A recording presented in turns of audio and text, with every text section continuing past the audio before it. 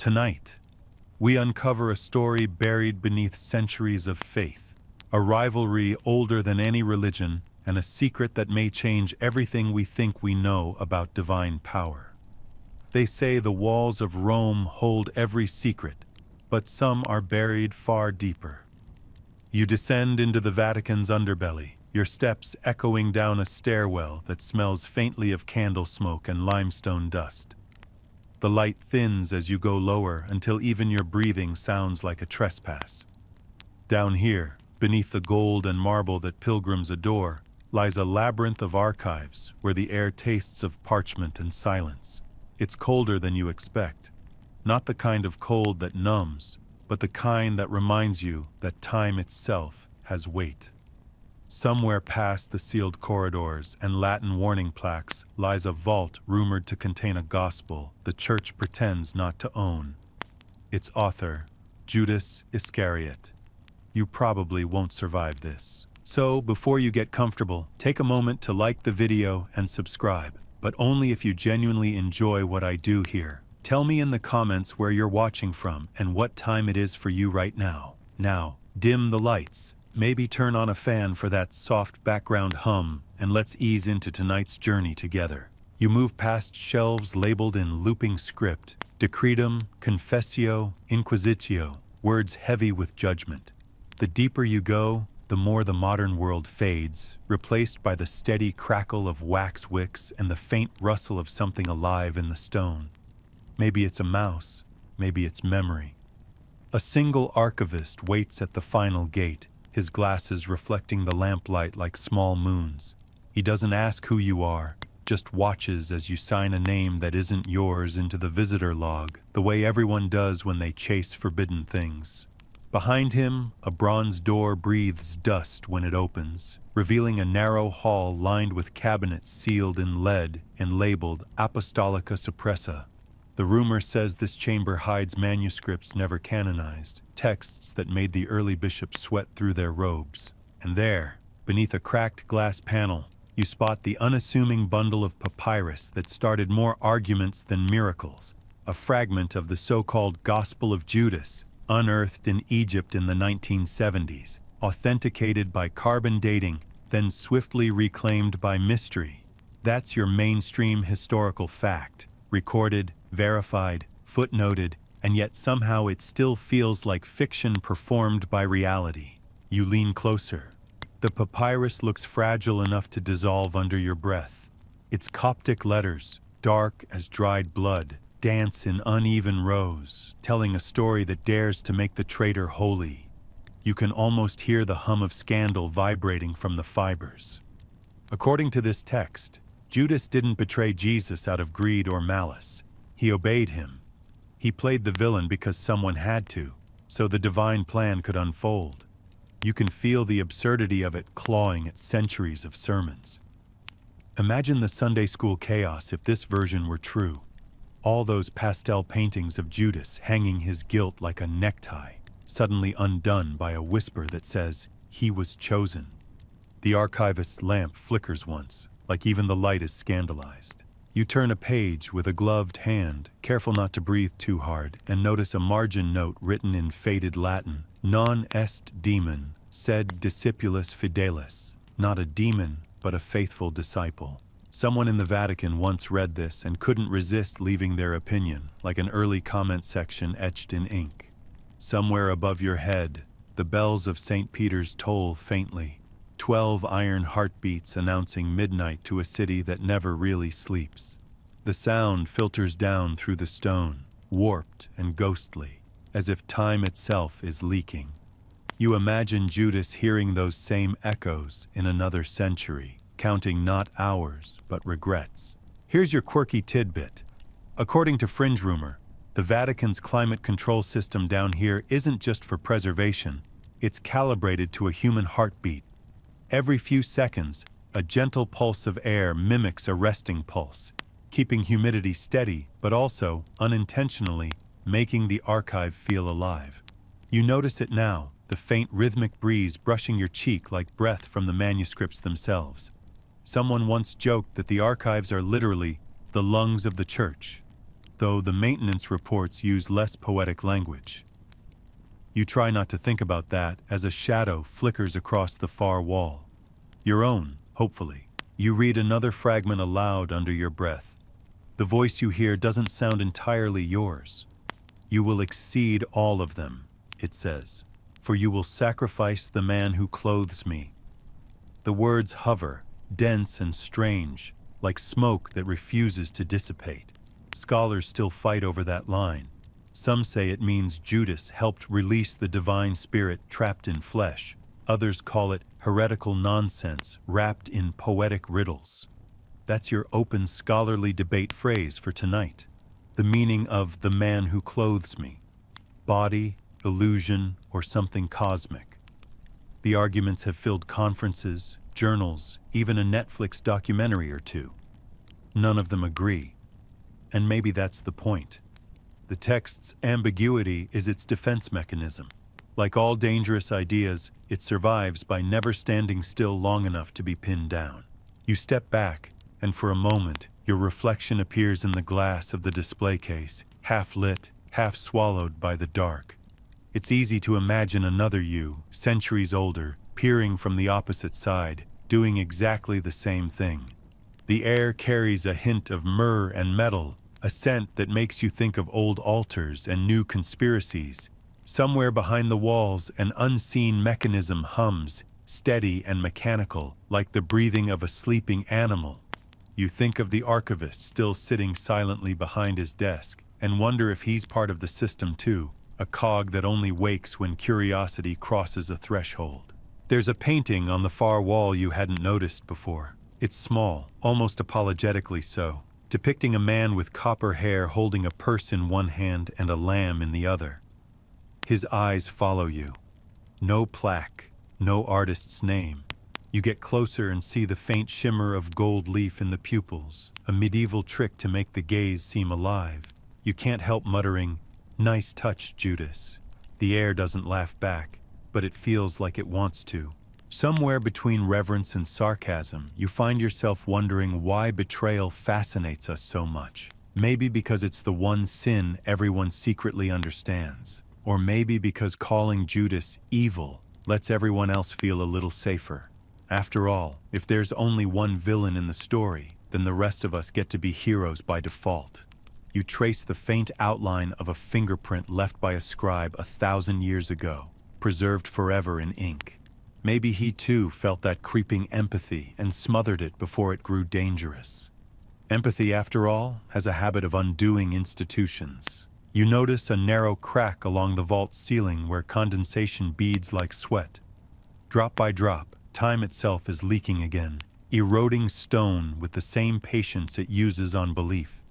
You close the case carefully, sealing the air inside, and look back toward the corridor. The archivist is gone, his chair still warm. On the logbook, next to your forged name, there's a new entry written in red ink. Welcome back. You'd laugh if the pen wasn't still dripping. Maybe this is the part where you start hearing whispers. But what you hear instead is the faint turning of pages in another room, as if the archive itself is reading you in return.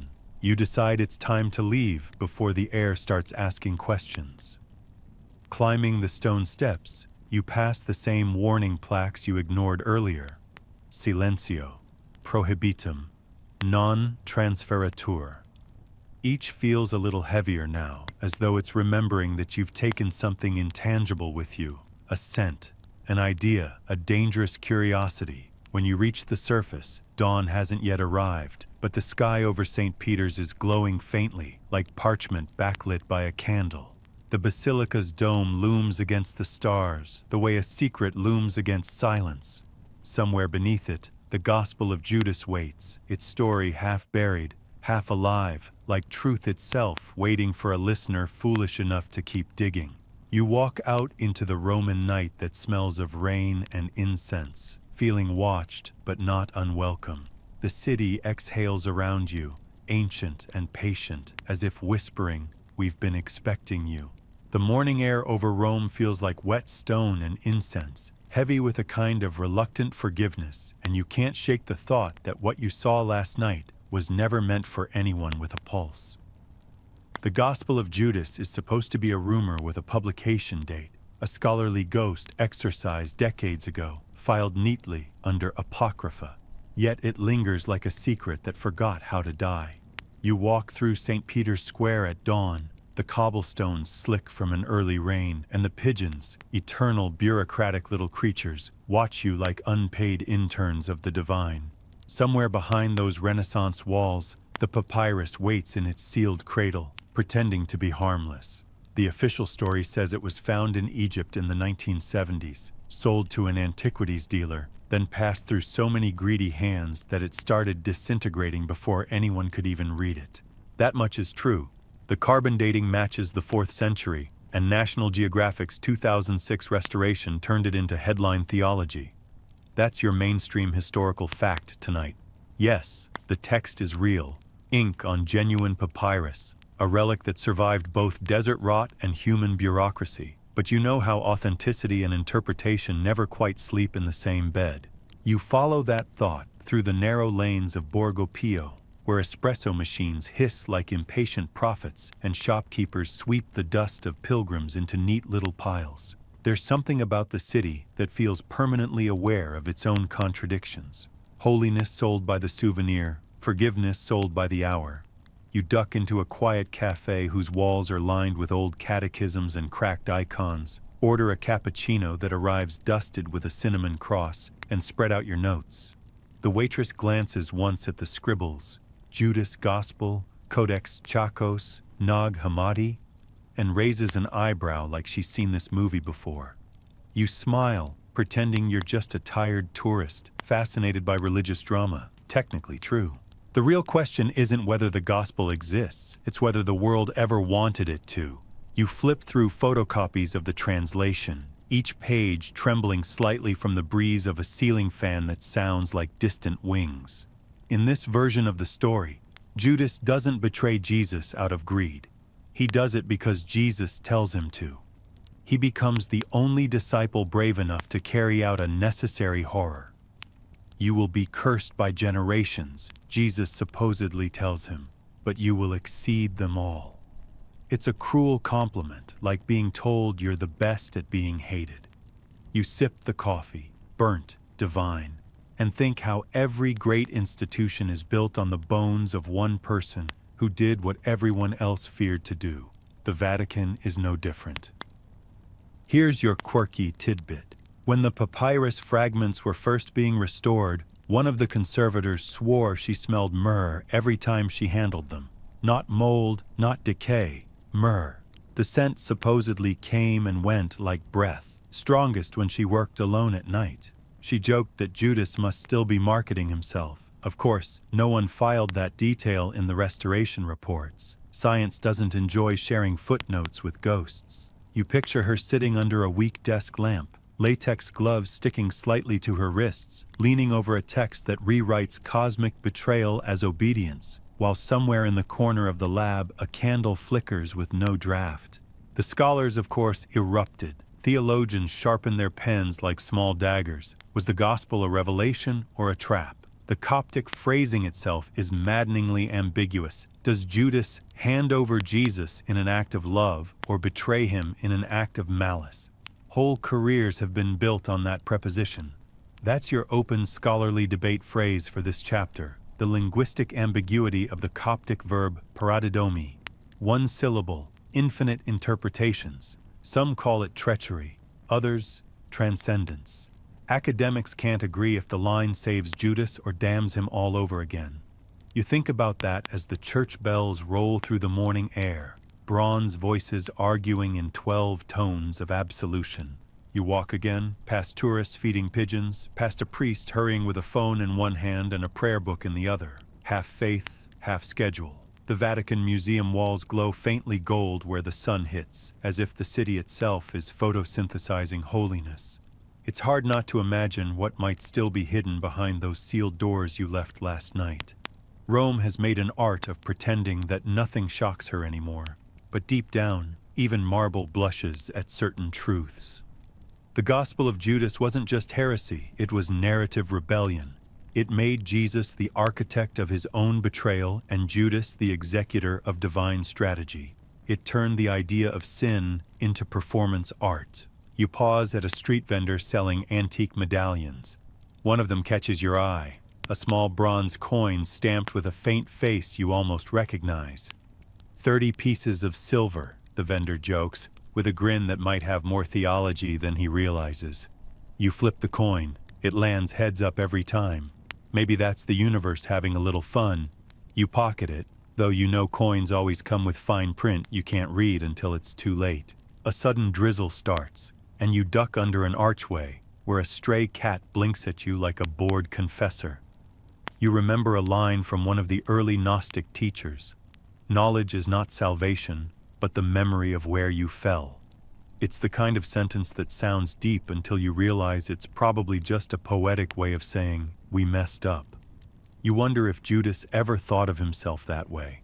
A man who fell not out of weakness, but precision, slipping exactly where the plan needed a human hand. You imagine the two of them, Jesus and Judas, walking side by side under some ancient olive tree, the air thick with crickets and tension, both knowing what's coming but pretending they don't. If that scene really happened, betrayal would have smelled like wet soil and hesitation. The drizzle thickens into proper rain. You move inside a bookstore near Piazza Navona, where the air smells of paper, coffee, and the faint ozone of old lighting. The shelves are crammed with forbidden theology, English, Italian, Latin, all politely pretending to be academic resources. You pull a worn volume on apocryphal Gospels and find a sticky note inside that simply reads, "He didn't hang himself." You close it slowly, half expecting the shelves to applaud. The official record from the Book of Acts does say Judas died by falling headlong, his body bursting open, a gruesome alternative to the rope version from Matthew. You find yourself whispering, maybe he just fell too fast for forgiveness to catch him. Somewhere between the musty pages and the rain tapping against the glass, you feel the presence of history, not as something past, but as something looping, recurring, like a hymn that can't find its last verse. You think back to the papyrus, its letters fading into dust, yet somehow still speaking. Maybe that's the real miracle, that words outlive reputations. The church may have buried the text, scholars may have dissected it, but the story keeps breathing through cracks in marble and memory. You realize, with a quiet kind of dread, that every institution, religious or otherwise, depends on someone like Judas, the necessary antagonist, the scapegoat that makes order feel earned. Without him, salvation would be just good manners. The rain slows, and light filters through the doorway like liquid glass. You step outside, coin in pocket, notebook damp, mind louder than the street. Somewhere a busker starts playing a slow, mournful tune on an accordion, something between a lament and a lullaby. The melody follows you as you walk, weaving between motorbikes and murmured prayers. You can almost hear the gospel whispering under it, not of betrayal, but of understanding too dangerous to print on holy paper. You stop at the edge of the Tiber and watch the current drag bits of sunlight downstream, wondering if faith is just another river, beautiful, relentless, and slightly indifferent. The wind shifts, carrying with it the faintest trace of myrrh. You smile, realizing that secrets this old never really wash away, they just change translators.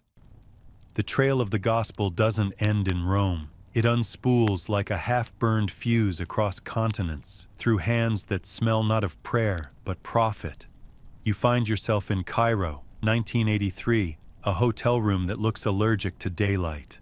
A man named Hannah is pacing, cigarette trembling between two fingers that have counted too many currencies and too few blessings. He's an antiquities dealer, one of those people who can smell papyrus under sand, the way sharks smell blood in water. On the dresser sits a small, decaying box lined with newspaper dated 1978, containing a stack of papyrus sheets that will one day be called the Codex Chacos. Inside those sheets, between folds of mildew and desperation, lies the Gospel of Judas. That's your mainstream historical fact for tonight.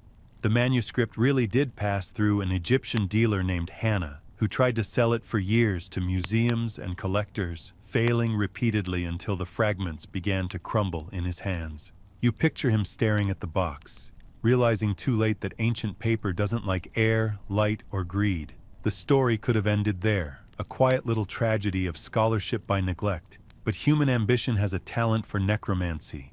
The hotel's fan rattles overhead, slicing the cigarette smoke into nervous ribbons. Hannah mutters to himself in Arabic, something between a curse and a prayer, and flips the papyrus under a desk lamp. The ink looks alive, black against honey-colored fiber, the letters curling like something that still remembers being whispered. You stand invisible in that room, watching history turn into economics. The bedspread is covered in hotel logo embroidery, and the ashtray is full of ghosts. He tries to call a Swiss buyer, a man known only by a single initial, M, but the line crackles, then dies. The electricity here has the same work ethic as divine intervention, erratic, mostly symbolic. You realize this is how sacred texts travel in the modern age, not through revelation, but through fax machines and phone bills. Here's your quirky tidbit. For nearly 2 decades, the papyrus was stored in a safe deposit box in a Long Island bank, inside a shoebox, wrapped in plastic. Imagine that. One of the most controversial gospels in human history, sandwiched between old mortgage papers and maybe someone's high school class ring. When the box was finally opened, parts of the manuscript had turned to powder. A restorer later described the moment as like watching snow melt in reverse. It's the kind of poetic tragedy that would make even Judas roll his eyes. The gospel eventually lands in Switzerland, passed among dealers who wear suits the color of unpaid taxes. You follow its trail through dim offices that smell of espresso and ozone, each transaction cloaked in half-truths and NDAS. The pages are photographed, then hidden again, like contraband ideas. Scholars in Europe begin whispering about a lost Gnostic text surfacing from nowhere. The Vatican, of course, says nothing. Silence is its favorite punctuation mark. And yet, somewhere in the corridors you walked days ago, someone knows. Someone always knows. You find yourself now in Geneva, snow against the windows, watching another man, this one with neat handwriting and a moral flexibility that borders on acrobatics, carefully rewrap the papyrus for transport. He works under a fake name but drinks under his real one. He mutters, "The church will deny it until they can own it."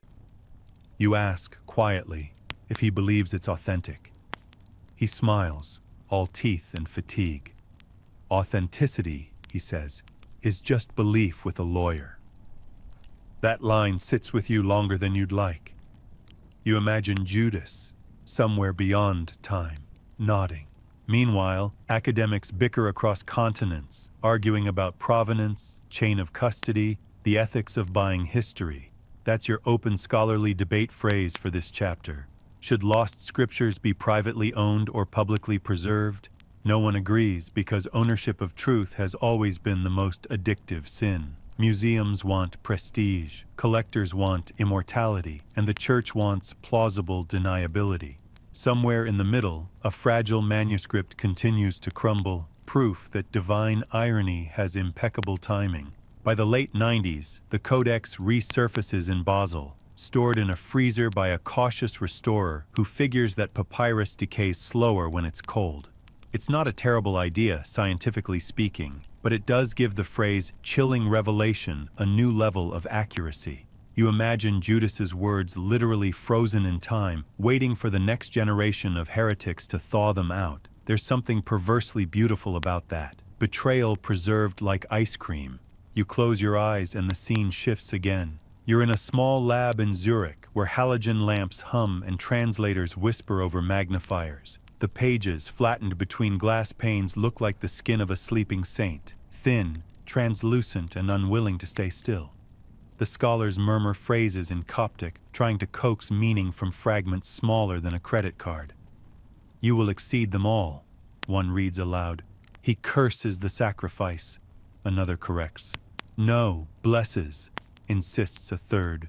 The arguments sound like prayer disguised as proofreading. You think about how much of history is just interpretation shouted louder than someone else's. At night, The lab empties, but one translator stays behind, a woman with tired eyes and a small gold crucifix around her neck. She keeps translating long after the lights should be off.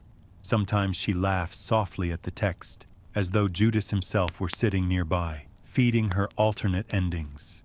One night, she dreams that the papyrus breathes, the letters rearranging themselves into new sentences each time she blinks.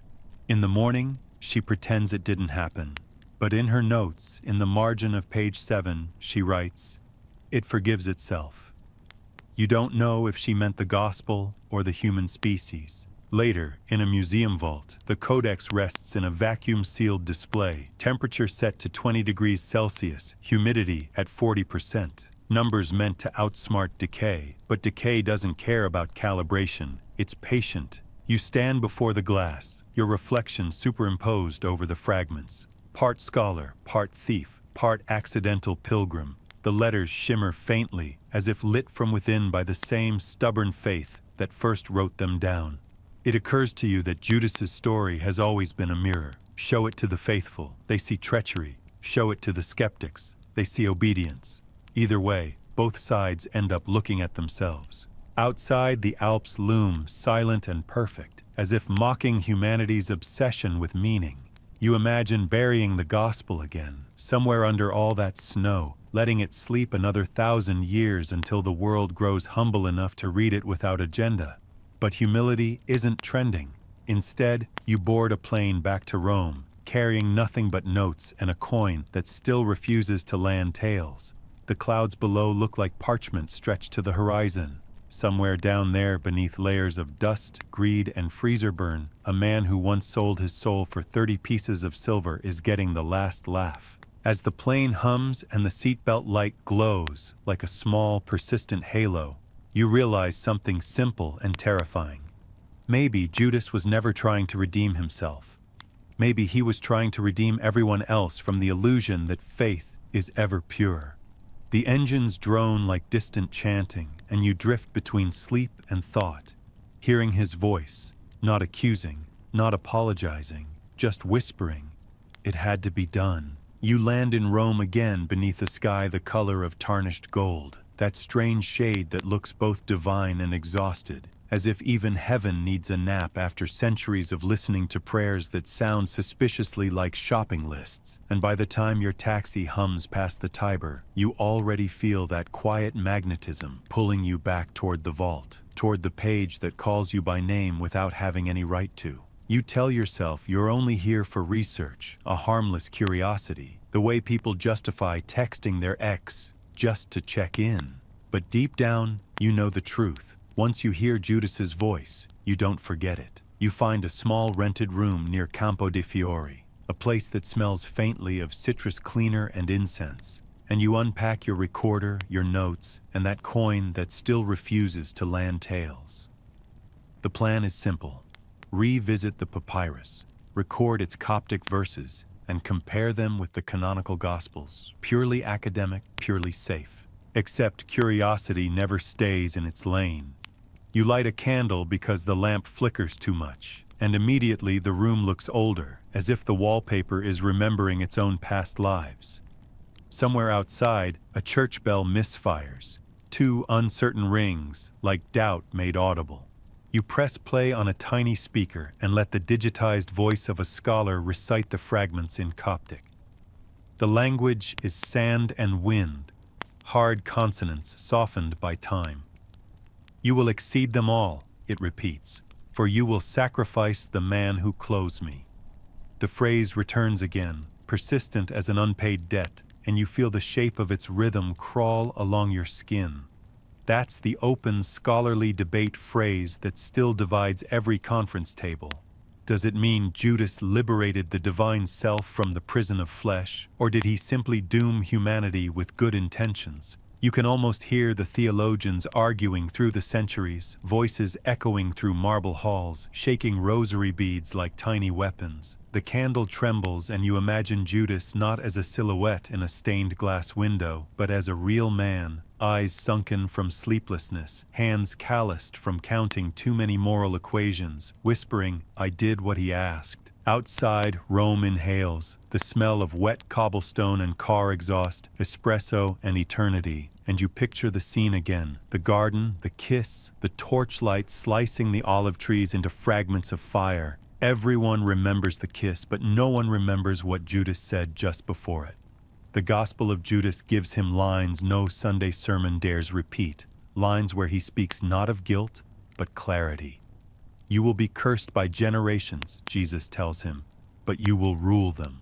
Imagine hearing that from the mouth of a man you've followed for years. It's not affection, it's strategy disguised as prophecy. You wonder if Judas flinched, if he realized he'd just been chosen for the ugliest kind of sainthood. That's your mainstream historical fact tonight. In every early Christian text we've found, canonical or otherwise, Judas remains the only disciple whose actions directly fulfill prophecy. The betrayal isn't an accident, it's architecture. Remove him, and the crucifixion collapses like bad scaffolding. The church knows this, it just doesn't like saying it out loud. You close your eyes, and the candle crackles like a whispering crowd. The room feels smaller now, as though the walls are leaning in to listen. You try to analyze the translation objectively, noting tense, syntax, verb mood, but every linguistic rule starts to melt under the heat of something more human, empathy. What if he wasn't evil? What if he was simply obedient in the worst possible way? You laugh softly, dangerous thought. Empathy is the quickest route to heresy. You write it down anyway. Betrayal as divine cooperation. Investigate. Here's your quirky tidbit. Among the fragments recovered from the Codex, there's one line that experts still can't translate cleanly because the ink appears to have been mixed with microscopic particles of gold. It's genuine, confirmed by spectroscopy. No one knows why the scribe used gold dust, but one restorer joked that perhaps Judas wanted at least one of his 30 coins back. Another suggested it was symbolic, the betrayal written in the very currency that condemned him. Either way, it's a literal shimmer of irony, treason glinting under magnification. You tilt your candle toward the notes, wondering if a faint residue of that gold dust still lingers on your fingertips from when you touched the display glass days ago. Maybe that's why the air feels heavier, why even the shadows seem slightly gilded. You replay the recording again, slowing the Coptic until each syllable stretches like resin. You will exceed them all. The phrase becomes music, haunting in a lullaby sort of way. You realize, absurdly, that it would make a good ASMR trigger. Soft clicks, ancient consonants rolling like distant thunder. The thought makes you grin. Even heresy has a relaxation channel now. But the smile fades when the speaker lets out a burst of static, a short, sharp hiss that sounds too deliberate to be random. You tap the device. It stops. A coincidence, surely. Still, you lower the volume, half expecting the static to whisper something back. The next day, you return to the Vatican archives under a forged research credential borrowed from a friend who owes you a favor. The guards barely glance up. Scholars are ghosts here. Down the familiar staircase you go, each step a heartbeat slower. The archivist from before is absent, but his chair isn't empty. Someone else sits there, a woman in gray, her posture impeccable, her eyes unreadable. She checks your pass, nods once, and gestures toward the restricted corridor. No small talk, no small mercy. You walk past the same lead-lined cabinets, their surfaces cold as confession. The papyrus waits, sealed behind new glass, illuminated from below by sterile white light that makes the ink look skeletal. You lean closer, headphones around your neck, recorder armed. The first thing you notice is the hum, faint but constant, like a deep electronic purr. Maybe the new climate system, maybe not. You begin reading aloud, slow and steady, translating fragments into English as your voice echoes softly against the stone.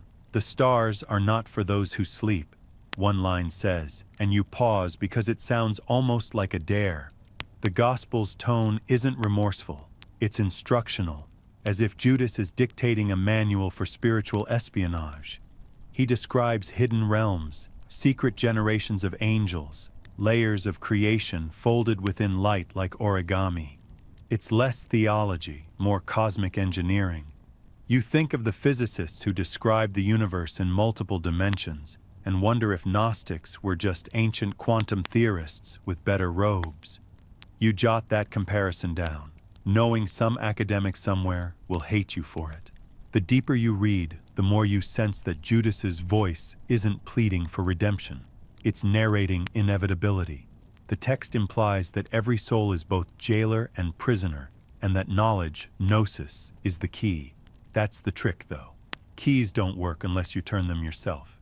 Maybe that's what terrified the early church, the idea that no one needed priests, only courage. You mutter this thought aloud, forgetting you're in a place where whispers echo like crimes. The hum in the room deepens for a second, or maybe it's just your heartbeat joining the ventilation rhythm. And then, something absurd. You hear laughter, not loud, not human exactly, just a soft exhale through stone, like the building itself finds you amusing. You glance around, empty corridor, silent lamps. You tell yourself archives creak, air ducts groan, acoustics lie. Still, you whisper, "All right, Judas, you win." And the sound of your own voice steadies you. You continue reading. At one point, you reach a marginal note in faded Latin, scripter lacrimat. The scribe wept. It's a human fingerprint across centuries, proof that even the copyist couldn't stay neutral. Maybe that's the ultimate contagion of this gospel, empathy bleeding through professionalism. You think about modern journalists, historians, scientists, all of them pretending objectivity while secretly rooting for their favorite version of truth. The human condition is incurably biased toward meaning. A memory surfaces uninvited, the Zurich translator who wrote, "It forgives itself." You wonder if she's still alive, if she still dreams of breathing papyrus. You'd like to ask her what forgiveness feels like when directed at the universe itself. You lower the microphone closer to the glass and recite one final passage. "The one you see clothed in light, he will show you who you are." You pause, not because you understand it, but because for a brief second you see your reflection shimmer. No longer you, exactly, but a version of you lit from within, features soft, eyes endless. Blink, and it's gone. You decide that sleep deprivation and climate-controlled humidity can do strange things to perception. Still, you pack up faster than usual.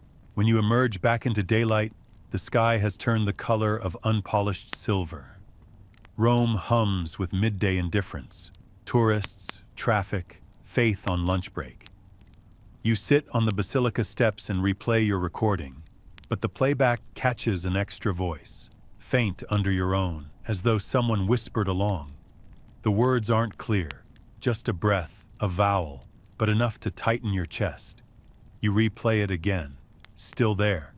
You email the file to yourself, label it Betrayer's Voice Test 1, and close the laptop slowly, as if shutting a lid on something alive. Later that night, in your room, you pour a glass of wine that tastes faintly of metal and think about how every major religion has a moment where obedience masquerades as sin. Abraham and Isaac, Arjuna and his kin, Judas and his kiss. The line between loyalty and betrayal is always drawn by whoever writes the sequel. You glance at the coin on the table. It spins once, twice, then stops on its edge, neither heads nor tails. You laugh softly. Of course it does. You look out the window at the city lights flickering like votive candles for exhausted saints. Maybe Judas isn't asking for rehabilitation at all. Maybe he's just waiting for someone to listen without flinching. You press your palms together, not in prayer but in focus, and whisper into the dark. What did it feel like? The air answers with silence so dense it hums. Somewhere beyond the walls, a vesper bell rings, low, resonant, a heartbeat wrapped in bronze. You realize the hour and smile at the coincidence. Midnight again, the same as when you first found the vault. Patterns have a way of insisting their prophecies. You lie back, eyes open, candle still burning, and let the thought settle. Judas might have been the only disciple who truly believed the plan required pain. Maybe faith without discomfort isn't faith at all, just optimism in costume. You can hear your own pulse syncing with the faint hum from your recorder on the desk. It almost sounds like breathing. You consider turning it off, but then again, maybe some voices are meant to keep playing, soft and endless, until morning. The flame flickers once, painting the walls gold, and the last thing you notice before sleep drags you under is that the coin on the table has finally fallen flat, heads up, of course. Judas, somewhere, is probably laughing. You wake to the gray glow of dawn and the smell of rain-soaked stone. That scent Rome wears like memory, and for a moment you can't tell whether the hum in your ears is the echo of last night's recording or the world itself trying to whisper back. The coin still sits on the table, unmoved, reflecting the candle stub like a tiny solar eclipse, and somewhere beneath the surface of consciousness, a thought wriggles. Maybe Judas's gospel wasn't written for believers at all, but for insomniacs like you, people awake at the wrong hour, listening for meaning in the static. You drink the last inch of cold wine, pull on a coat that still smells faintly of airport air conditioning, and wander toward the edge of Trastevere, where the city dissolves into its older, stranger self. The cobblestones are slick with dew, reflecting neon from the cafes that never quite close, and as you walk you think about the word gnosis, not faith, not knowledge, but that impossible third thing, the moment when information becomes revelation. That's what the Gnostics claim to chase, not belief in God, but first-hand experience of the divine operating system. It's a dangerous ambition, wanting to log in instead of worship from afar. You smile, imagining the early Gnostics as spiritual hackers, breaking into heaven without admin permission. The first trace of them, historically speaking, flickers around the 2nd century, Alexandria, Syria, maybe even here in Rome. Small groups meeting in candlelit rooms, whispering that the world was not created by a benevolent God, but by a lesser being, a cosmic intern who misconfigured reality. That's your mainstream historical fact tonight. The Gnostics taught that the material world was a flawed simulation built by an ignorant or malicious demiurge, and that true divinity existed far beyond it. In their cosmology, matter was malware and enlightenment the uninstall button. It sounds absurd until you realize half the world now believes in digital universes and algorithmic destinies. Maybe the Gnostics were just early adopters of cosmic skepticism. You stop by a fountain where pigeons are performing their eternal baptism and drop the coin in as an experiment. It sinks slowly, spinning, and you swear you see light bend around it for a second, though maybe that's just caffeine deprivation pretending to be revelation. You duck into a narrow alley where a mural of Christ glows faintly under streetlight graffiti. Halos meet spray paint, divinity meets discount rebellion. The door beside it leads into a forgotten library run by a scholar you met once at a conference, the kind of man who wears tweed in July and smells permanently of candle wax. He greets you with a half-smile that says he's not surprised you came back. "Still chasing your traitor?" he asks. You nod. "Then you'll want to see this." He leads you through aisles of books stacked like architectural regrets until you reach a glass case holding something that looks like a rusted circuit board but turns out to be a reproduction of a 3rd century Gnostic talisman. It's etched with symbols, eyes, stars, spirals, the Greek word abraxas. "The God who contains contradictions," the scholar says softly. "Half light, half darkness, both necessary." You stare at the pattern, noticing how it resembles a motherboard diagram. The scholar chuckles when you point it out. "Exactly," he says. "If the divine made the cosmos, it left its circuitry showing." That's when the phrase "electric dreams" floats into your mind, uninvited but appropriate. The Gnostics imagined the soul as a spark of trapped electricity trying to short-circuit matter. They saw the human body as a divine misfire, beautiful in design, tragic in function. You remember reading that some sects, like the Ophites, believed knowledge could literally change the vibration of your flesh, tuning you back toward light. A few even practiced meditative humming to mimic the frequency of creation. You pause. almost amused, because somewhere in a yoga studio right now, people are doing the same thing under LED bulbs and calling it mindfulness. History, you think, is just heresy that found better branding. The scholar offers you coffee, thick, black, penitential, and as you sip it, he unrolls a photograph of a mosaic found near Alexandria. It shows Judas standing beside Jesus, both haloed, both smiling, while the other disciples look away. It's unique, he says. Most early art avoids showing them together, but this one treats them like twins. He leans closer. The restoration team found traces of silver leaf in Judas's halo. Symbolic inversion.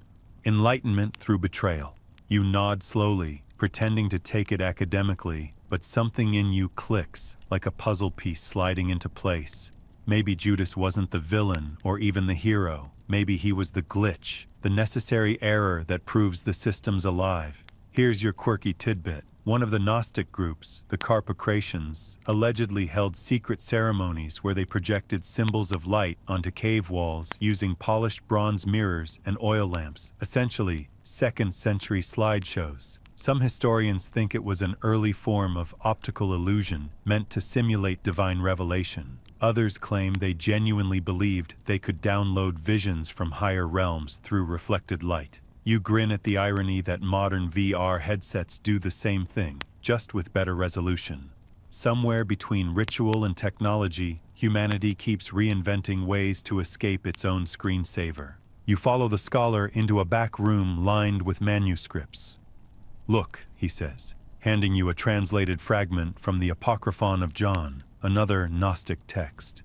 It speaks of luminous realms within realms, each guarded by an aeon, and of souls as sparks descending through circuits of matter. He laughs softly. They practically described quantum tunneling 2,000 years early. You imagine the aeons not as winged spirits but as layers of code, and suddenly theology feels like science fiction with incense. Maybe that's why the church feared them. Gnostics didn't need priests, they needed passwords.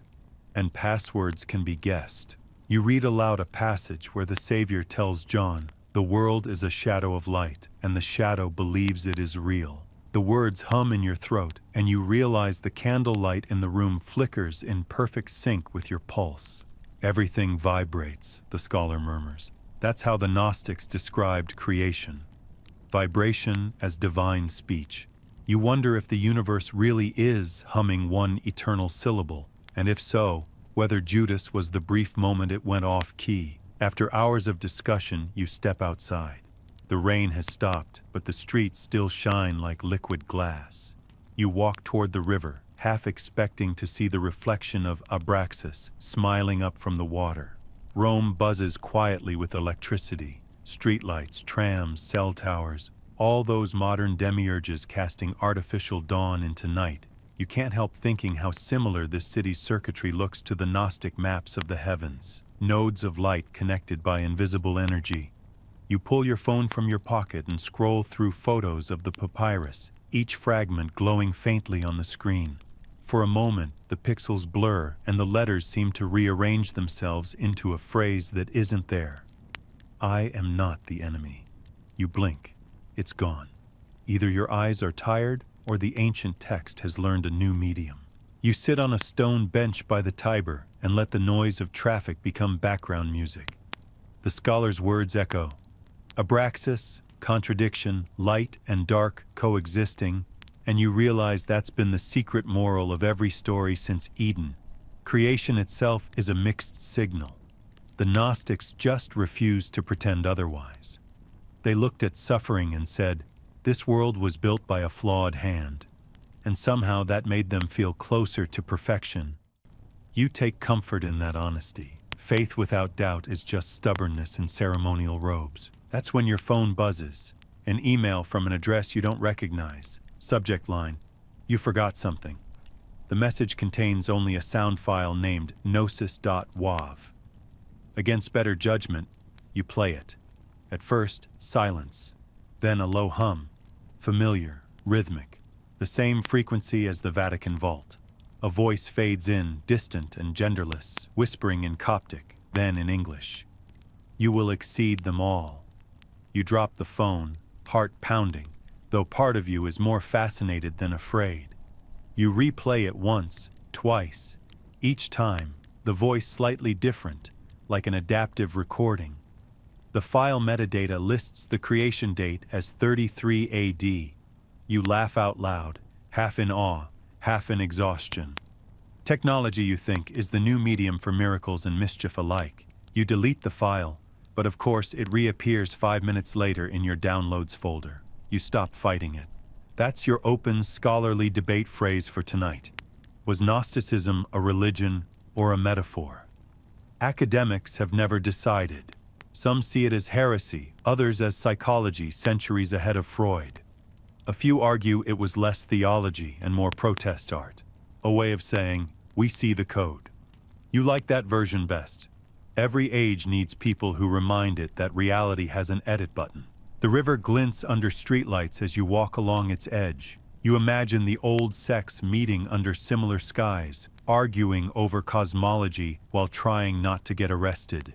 Their enemies called them dreamers, and maybe they were, but dreams are just thoughts unashamed of exaggeration. You think of the phrase electric dreams again and realize it fits perfectly.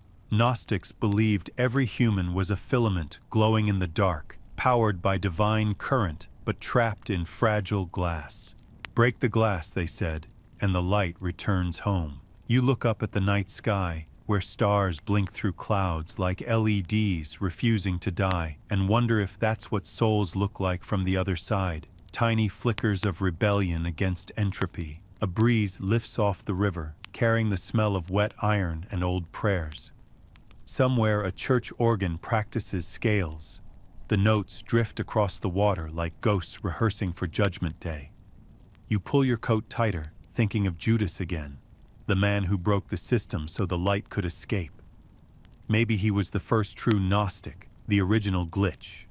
Maybe that's why his gospel feels like static charged with meaning, an ancient hard drive still trying to boot. You whisper his name once, experimentally, and the air feels suddenly denser, as if someone's listening through time. You laugh softly. Fine, you murmur. Keep your secrets. As you turn to leave, a faint glow catches your eye near the foot of a bridge. An electric utility box plastered with stickers and graffiti. One sticker stands out, a gold symbol shaped like the Abraxas sigil you saw earlier. You kneel, trace it with your fingertip, and feel a tiny jolt, like static shock. When you blink, for just an instant, the city lights flicker, then return. You stand up, heart steadying, convinced you finally crossed from coincidence into metaphor. And yet the mark remains warm against your skin, pulsing faintly like a heartbeat. You head back through the labyrinth of alleys toward your apartment, passing a neon sign that reads LUCE, light, and beneath it, an antique shop window displaying old mirrors. In one, you catch your reflection, but it's doubled, as though another version of you walks half a step behind. You don't stop to investigate. Rome has always been generous with illusions. Upstairs, the apartment smells of rain and candle smoke. The phone buzzes again. Same file, new title, betrayer_dreams.wav. You smile this time, because of course it does. You press play and let the hum fill the room. It's strangely soothing, like the purr of some cosmic engine idling. You lie on the bed, eyes open to the ceiling's cracks that resemble constellations, and think how absurdly human it is to turn cosmic anxiety into lullabies. The hum deepens, or maybe your breathing slows to match it, and the edges of consciousness blur. Before sleep claims you, one last thought drifts through the static. Maybe gnosis isn't about escaping the world, but learning to see the glitch and love it anyway. Judas knew the system was broken, he just refused to pretend otherwise. You smile at the irony that heresy makes for excellent bedtime philosophy. The phone light dims on its own, as if obeying an unseen curfew, and the city outside exhales electricity into the night. Somewhere, a bell tolls once, not quite a warning, not quite a promise. You close your eyes, listening to the hum dissolve into silence that feels suspiciously alive. By the time you reach the steps of the basilica again, the city has already begun its morning performance. Bells colliding with traffic, priests sharing sidewalks with selfie sticks, pigeons doing what pigeons have done since the Caesars. You sit beneath an awning, notebook on your knees, and feel the ache that comes from carrying too many centuries in your head at once. The story has followed you everywhere, from papyrus dust to freezer vaults to digital hums, and yet you can't shake the sense that it was almost deleted long before any of that. History, after all, is a consensus hallucination. Somewhere between faith and politics lies the meeting that turned dissent into heresy. You know the year, you know the place. 325 AD, the Council of Nicaea. That's your mainstream historical fact tonight. The gathering convened by Emperor Constantine, where bishops of the early church debated the nature of Christ and hammered out what would become Orthodox Christianity. But what the textbooks forget to mention is that every creed requires a graveyard. For one version of truth to rise, 100 others must be quietly buried. The Gospel of Judas didn't vanish by accident. It was exiled by vote. Imagine that, divinity reduced to a show of hands. You picture the council hall, marble pillars sweating in the Anatolian heat, incense heavy enough to smother mosquitoes and doubt alike. 300 bishops sit on wooden benches, their robes creased from travel, their tempers fermented by months of argument. Constantine presides in armor polished to a theological shine, a political referee pretending to be a pilgrim. The room buzzes with Latin, Greek, and the occasional sanctified insult. On a table in the center lies a pile of scrolls, some canonical, some condemned, and one rumor says a tattered Coptic fragment attributed to Judas himself.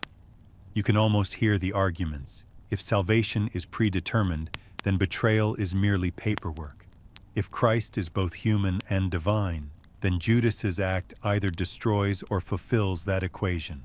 The bishops don't like equations. They prefer miracles that obey chain of command. When the debate grows too sharp, Constantine raises a jeweled hand and declares that unity is holier than accuracy. And just like that, alternate gospels become contraband. That's how history happens. A few exhausted men deciding which metaphors get to breathe. You can't help smirking at the irony that Christianity's first global conference looked suspiciously like a modern board meeting. Quills instead of PowerPoints, sandals instead of dress shoes, but the same desperate need for consensus. In one corner, Arius argues that Christ was created, not co-eternal. In another, Athanasius insists the opposite. And somewhere in the middle sits a nervous scribe trying to spell homoousios correctly before someone accuses him of heresy by typo. You imagine Judas watching from the rafters, ghost quiet, amused that the faith built on forgiveness can't forgive disagreement. The candlelight trembles over the bishops' faces, turning them into a gallery of saints and suspects. When the final creed is read, the hall erupts in cautious applause, a sound halfway between worship and relief. Somewhere outside, the wind carries away the rejected names like ash. Here's your quirky tidbit. Archaeologists in Nicaea, modern Iznik, have actually found traces of wax on the council hall's stone floor. Small circular drips preserved for 1,700 years. Some scholars think they came from dropped candles. Others believe the bishops used wax seals to mark which documents were officially inspired. The pattern forms a rough circle, like a makeshift voting system.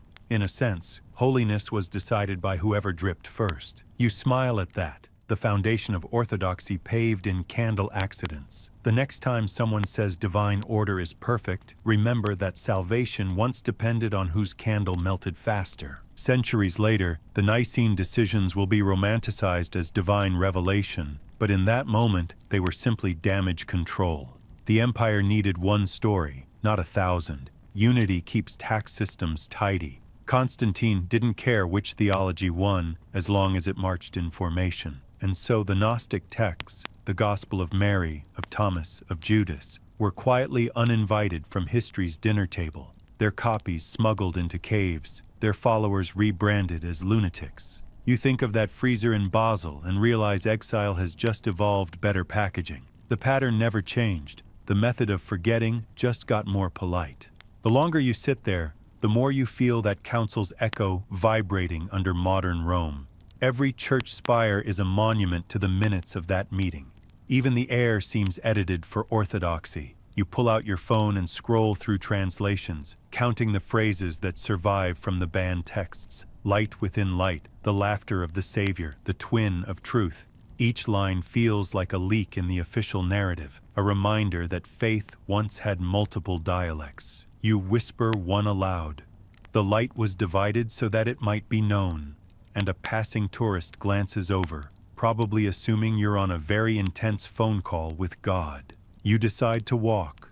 Movement always clarifies heresy. Past the Colosseum's bones, past gelato stands named after saints, until you find yourself in front of a small, forgotten chapel wedged between apartments. The door's paint peels in confession-like curls. Inside, the air smells of old wood and unspoken prayers. You drop a coin in the offering box. Yes, that coin. And it lands with a sound that seems too loud for its size. A nun dusting pews nods politely, and you nod back, both pretending that silence isn't heavy with mutual suspicion. You sit, tracing the pattern of light filtering through stained glass, and think of the bishops again, their arguments now frozen into doctrine. One line from the Nicene Creed drifts through your memory. Light from light, true God from true God. The phrasing almost feels like an apology to the Gnostics they erased.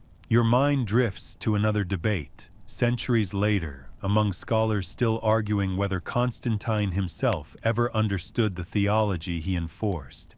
That's your open scholarly debate phrase tonight. Did Constantine actually convert out of faith or politics? Historians divide neatly along that fault line. Some point to his baptism on his deathbed as proof of genuine belief. Others note the convenient timing. You can't excommunicate a corpse. You imagine him watching his empire's new religion take shape like wet clay, realizing he just built a monument out of compromise. Maybe he smiled, maybe he shrugged. Empires prefer manageable miracles. A gust of wind slips through the chapel door and the candle flames bow in unison. You half expect to hear the ghostly murmur of that ancient council, voices layered like overlapping radio channels, Greek curses, Latin prayers, the scrape of quills, the soft sigh of ideas being buried alive. You picture a bishop pausing mid-sentence, wondering if silence might be safer than memory, and then writing anyway. You take out your pen and jot a note. Every canon is a curated amnesia. It sounds pretentious but true. Outside, thunder growls over the hills, a reminder that Rome never fully dries. You pull your coat tighter and head toward the ruins of the Forum, where marble columns jut from the earth like the bones of extinct opinions. You can almost feel Judas walking beside you, his sandals scuffing in rhythm with yours, amused that councils keep convening while truth keeps freelancing. They erased me, he might say, but only from paper. You can't redact a whisper. The rain begins in soft, apologetic drops. You keep walking. You think of how the church eventually canonized Peter, Paul, and dozens of others, but never the man whose story made their stories possible. Without Judas, there is no crucifixion, no resurrection, no empire built on those twin events. He is both cause and cautionary tale. Perhaps that's why his name endures, not despite the condemnation, but because of it. Villains, after all, age better than saints. Saints become marble. Villains stay interesting. Lightning flashes, brief as revelation, illuminating the ruins in electric silver. For an instant you imagine the Council of Nicaea happening again right here. Bishops replaced by scholars with laptops. Constantine replaced by an algorithm optimizing belief for engagement metrics. The thought makes you laugh out loud. Maybe theology was just the world's first social media moderation policy. Ban the trolls, boost the agreeable, archive the complicated. You whisper, history repeats, first as scripture, then as spreadsheet. A stray cat regards you with papal disdain and disappears into the rain. By the time you reach your apartment, you're soaked but lighter, as if confession had become weather-based therapy. You hang your coat, open your notebook, and draw a timeline from Judas's kiss to Constantine's decree to your own damp shoes. The pattern is too clear to ignore. Every revelation breeds bureaucracy. Gnosis becomes gospel, gospel becomes institution, institution becomes archive, and the archive, eventually, calls you back to listen. You stare at the candle on your desk and realize its flame trembles exactly like those drips of wax found at Nicaea, each one a tiny vote for order over chaos. You wonder which side you're on. You replay the hum file from last night, half expecting it to morph into chanting. Instead, it syncs perfectly with the rain outside, two rhythms merging like echo and origin. You close your eyes and imagine the council's hall flooding, ink dissolving, scrolls floating, bishops wading through doctrine turned to soup. In the dreamlike blur, Judas wades too, collecting fragments of his own gospel, smiling as they disintegrate. Truth leaks, he tells you, handing you a soggy scrap. Just keep your ears open. When you open your eyes, dawn is already rinsing the city again. The storm has cleaned the air, leaving everything too bright for comfort. You pour coffee that tastes faintly of relics and stare at your notes. The question gnaws. If belief is built by councils, who convenes the next one? Maybe every listener does, one story at a time, voting silently with attention. You take a deep breath and write the only conclusion that feels honest. Erasure is temporary. Curiosity is resurrection. You set the pen down, feeling the words hum under your palm.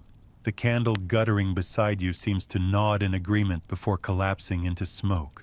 You arrive in Florence under a sky that looks freshly painted, clouds brushed in with careless genius, the sort of sky that makes even sinners feel like maybe they were forgiven by accident, and the first breath you take tastes of ink and humidity, a reminder that this city once exhaled art the way others exhale smoke. Somewhere in the maze of terracotta roofs and echoing courtyards, an archive waits, a place where manuscripts sleep beneath the scent of dust and consequence. You're here to follow the next trail of Judas's gospel, the one that supposedly passed through medieval hands that believed every word could bruise eternity. The locals call it the Archivio di San Lorenzo, though the sign outside just says Silencio, which, given the topic, feels less like instruction and more like prophecy. Inside, the air is a library's heartbeat. Dry, slow, deliberate. A single archivist in black gloves leads you past rows of parchment that whisper against one another like gossiping saints. He doesn't speak until you reach a locked drawer lined with velvet. 15th century, he says, unlocking it. Copied by a monk named Giovanni di Montalto. He died young. You ask of what, and the man smiles without humor. Poison, he says, from his own ink. That's your mainstream historical fact for tonight. Medieval scribes really did suffer mercury and lead poisoning from the very pigments that preserved civilization. Their black inks were brewed from soot, vinegar, iron salts, and sometimes mercury sulfide for shine. They wrote themselves slowly to death so words could live longer. You lean closer to the manuscript as the archivist steps back, letting you inhale the faint tang of metal still clinging to its fibers. Each letter seems alive, slightly iridescent under lamplight, as if the mercury never stopped shimmering. The script is cramped, precise, almost obsessive. Giovanni's handwriting looks like someone trying to outrun their own heartbeat. At the top of the first page in Latin, he titles it Evangelium Iudae Redemptoris, the Redeemer's Gospel of Judas. Below that, a warning in smaller script. Qui hex legit sanguinem scribentis bibit. Whoever reads this drinks the writer's blood. You grin despite yourself. Dramatics were practically a monk's day job. You turn the page carefully, and a small red flake drifts free, landing on your sleeve. It looks like paint until you remember that red inks were often made from vermilion, ground cinnabar, another mercury compound. Giovanni wasn't exaggerating. His script really is blood and poison married by devotion. The first lines retell the familiar story, but the tone is wrong in a beautiful way. And Judas kissed him not in betrayal but in awakening, for love cannot stay asleep forever. You whisper the line, and the words taste strangely sweet, like something fermented in secrecy. You imagine Giovanni hunched over this desk by candlelight, fingers trembling, lungs filling slowly with the fumes of salvation. Somewhere between coughs, he must have thought, if truth kills, at least it's honest about it. Here's your quirky tidbit.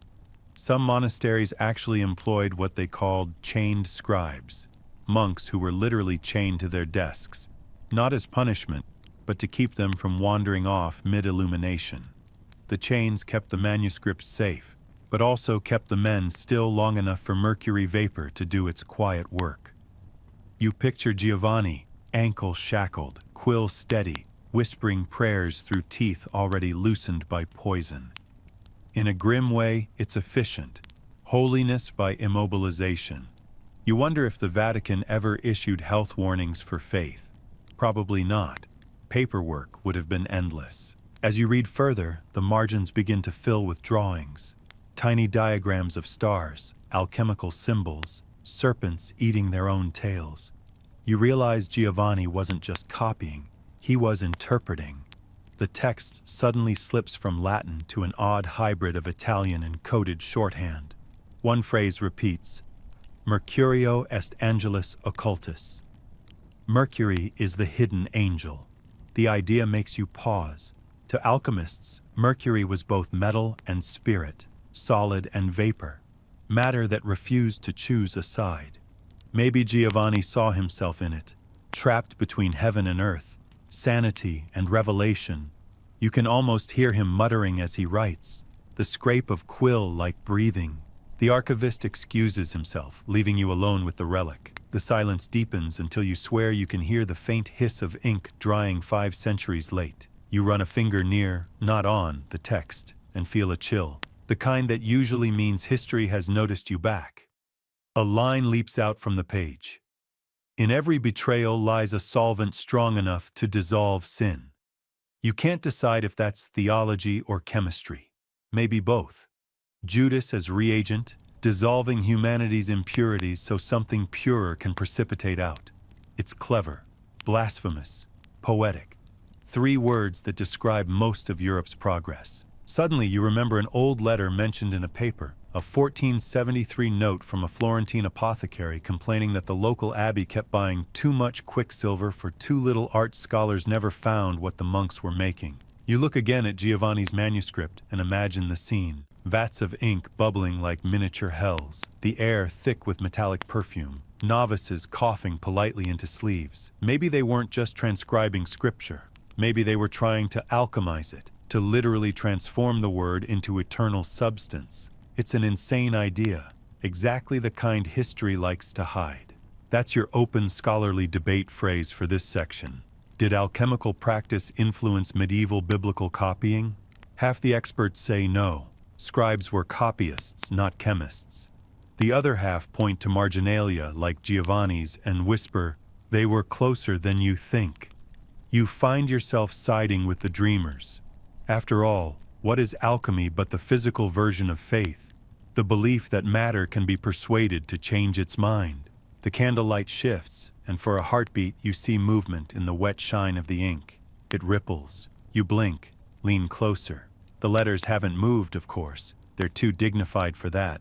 But the shimmer looks almost alive, as though mercury remembers being liquid. You laugh quietly at your own nerves. Maybe sleep deprivation is the true universal solvent.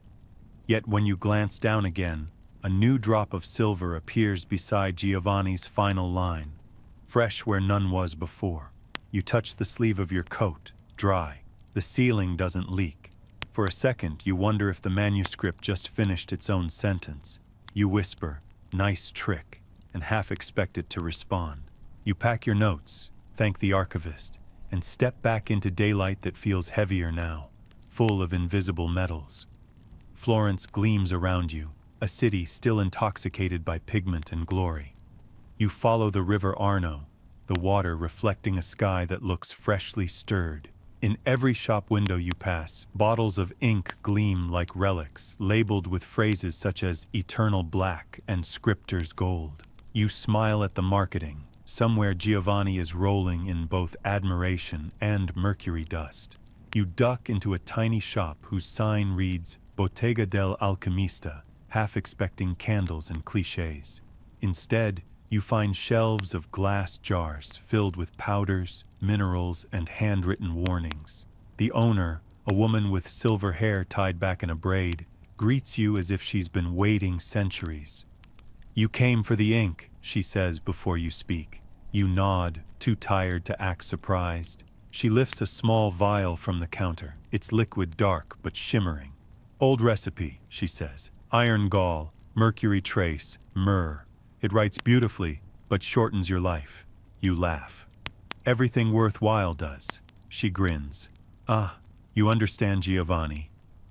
You buy the vial, not because you plan to use it, but because curiosity prefers souvenirs. Outside, the sun tilts west, gilding every window like a painter showing off. You hold the vial up to the light, and the liquid inside glows faintly, as if reflecting something behind the sky. The thought comes uninvited. Mercury is the hidden angel. You pocket it carefully and keep walking. As twilight thickens, the city grows theatrical. Shadows lengthen like curtains being drawn. You find yourself in Piazza della Santissima Annunziata, where a fountain murmurs the same rhythm as your heartbeat. You sit on its rim, watching pigeons argue over theology in their tiny, frantic way, and realize you've begun to think of ink as a living thing. Every text you've touched feels less like an object and more like a species, fragile, venomous, luminous. The realization carries a strange comfort. Humanity may die, but ink adapts. It migrates from papyrus to parchment to screen, each time shedding poison, but keeping memory. You reach into your pocket, pull out the vial, and whisper, "You'll outlive us all." The liquid ripples, catching the last light, and for an absurd moment you swear it nods. You wander back toward your room, the air cooler now, carrying the smell of rain and metal. The vial clinks softly against your phone, past and future politely acknowledging each other. You climb the stairs, unlock the door, and set the vial beside Giovanni's copied fragment photocopies spread across your desk. Under the lamplight, the two substances, printed ink and metallic shimmer, seem to exchange glances. You half joke, "Don't start plotting." The laptop screen glows awake, its cursor blinking like a candle begging for meaning. You open a new document and begin to type a sentence Giovanni might have loved. Ink is the bloodstream of memory, and every letter is a cell still dividing. The clock on the wall ticks like a patient metronome. Outside, thunder murmurs across Tuscany again. You dip a pen cautiously into the vial, just once, to test it. The ink flows smooth and black, drying into a soft sheen that looks almost wet forever. You write one word, mercy. The scent rising from the page is sweet and chemical, a contradiction you instantly adore. You close your eyes, and for a second it feels as though the word itself exhales, a faint metallic sigh. You lean back, whisper to the empty room, "All right, Judas, I see your point." Somewhere far away, maybe in some archive's darkness, a candle flickers as if laughing. You rinse the pen, seal the vial, and tell yourself this experiment ends tonight. Yet, as you drift toward sleep, notebook open beside you, you imagine Giovanni doing the same centuries ago, inking final prayers with lungs full of mercury and hope. In your dream, the two of you share the same desk, candles burning low, the same hum filling the air, and between you lies a sheet of parchment where his handwriting fades into yours, one continuous script that smells of iron and redemption. You don't know whose hand moves the quill, only that the ink never dries. You leave Florence behind at dawn, the train slicing north through fields soaked in fog so thick it feels almost deliberate, as if heaven pulled a bedsheet over Tuscany to hide its secrets from satellites. You sip burnt espresso from a paper cup and reread your notes, the words flickering on the screen like nervous ghosts. Ink, blood, mercury, betrayal. Giovanni's shimmering gospel still hums in the back of your head, an aftertaste of metal and revelation, and somewhere between stations you realize you're following a voice more than a story. That voice, Judas's, or someone pretending to be him, has threaded itself through every century, changing language, but never tone. Tonight's stop on that echo's journey is Venice. Where rumor insists one man tried to translate the Gospel of Judas into Latin during the Renaissance and was never seen again. You smile at the melodrama. Disappearances are practically a local art form. The train glides into Santa Lucia Station, brakes sighing like confessions, and suddenly you're surrounded by water and pigeons and a smell that might be salt or history decomposing. Venice looks as though it was designed by someone who couldn't decide between paradise and purgatory, so he built both and called it tourism. You follow narrow alleys that bend like sentences, each bridge a comma, each canal a long pause. Somewhere beneath all this architecture floats the rumor. A monk named Father Paolo d'Aversa, a linguist in the service of the Doge around 1533, tasked with cataloging heretical texts confiscated from smugglers. Among those texts, one codex wrapped in Egyptian linen that bled through with faint silver stains, the Florentine copy, possibly Giovanni's. According to a half-erased Vatican memorandum, Paolo began translating it but vanished within a week. That's your mainstream historical fact for this section. The archives in Rome really do contain a record of a P. d'Aversa, reassigned posthumously in 1533 for linguistic misconduct and unorthodox behavior, bureaucratic poetry at its finest. You cross a bridge into a quieter district where the city smells less like perfume and more like mildew and candle wax. Locals call it the Corte dei Morti, though no tourist map bothers. An antique bookshop waits at the end of the lane, its sign swinging gently in the damp wind. L'ombra del parole, the shadow of words. Inside, the air is warm and thick with dust, that comforting scent of cellulose decay and unrepentant scholarship. Behind the counter, a man in his 70s peers over half-moon glasses, eyes sharp as binding wire. "You're late," he says, as if time were an appointment you've been missing since birth. You introduce yourself, mention Father Paolo, and he nods slowly. "Ah, the devil's translator," he says. "People still chase his ghost, though none of them speak his dialect." He gestures to a back room. "Come." The corridor narrows until it feels conspiratorial. Shelves lean inward like eavesdroppers, their spines embossed with Latin, Greek, Coptic, and the occasional title in a language that looks like geometry. The bookseller unlocks a wooden chest and withdraws a stack of papers bound by silk ribbon. "Facsimile," he says. "The original stays where it wants." You smile, already knowing what he means. He unties the ribbon and reveals thin sheets covered in Latin so ornate it might qualify as calligraphy therapy. You lean in. The first line reads, "Evangelium Iudai, secundum verbum serpentis," the Gospel of Judas, according to the word of the serpent. Subtle. Beneath it, an annotation in smaller script.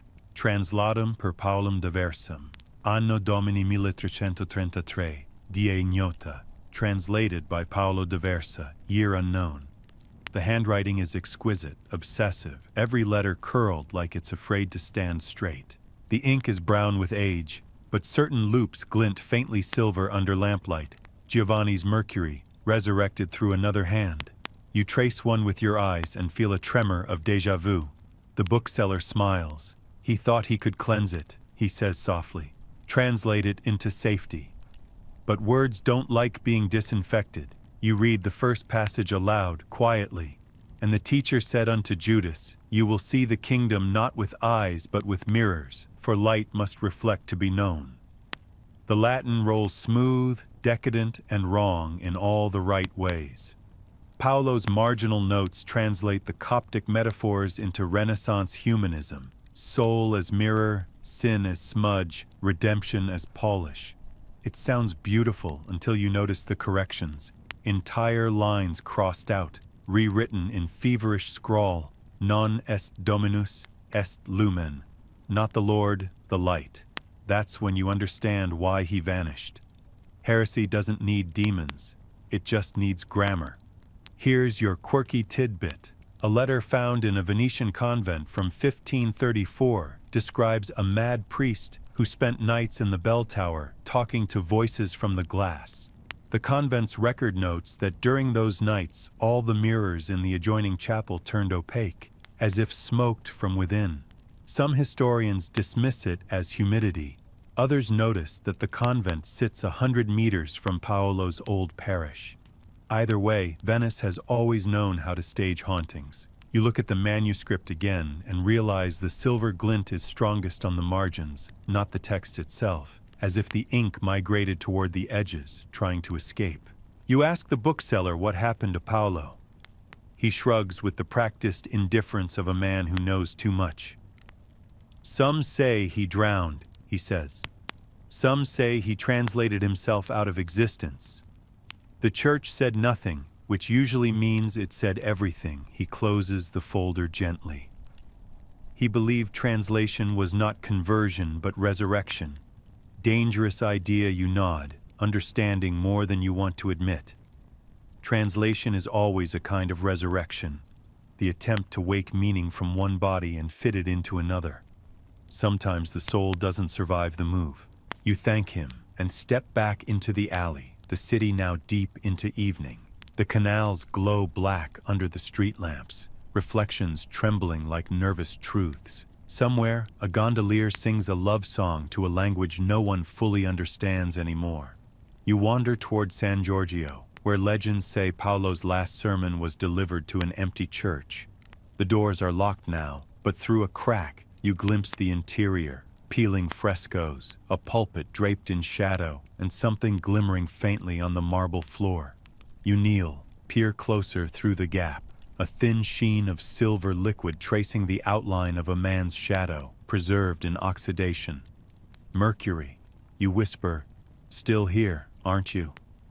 The church doesn't disagree. Back at your hotel, the room smells faintly of damp paper and salt air. You spread your notes across the bed like tarot cards, each page a different century's confession. The flicker of the lamp paints the ceiling gold, then green, then gold again, as if undecided.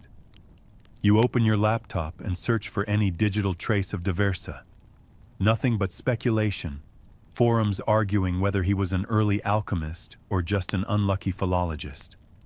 That's your open scholarly debate phrase for this chapter. Was Paolo D'Aversa an alchemist disguised as a translator, or a translator mistaken for an alchemist? Historians still can't decide which error feels safer. You close the browser, realizing that classification always ruins the magic. You pour a glass of water from the tap, it tastes metallic, and stare at the city lights quivering on the canal outside.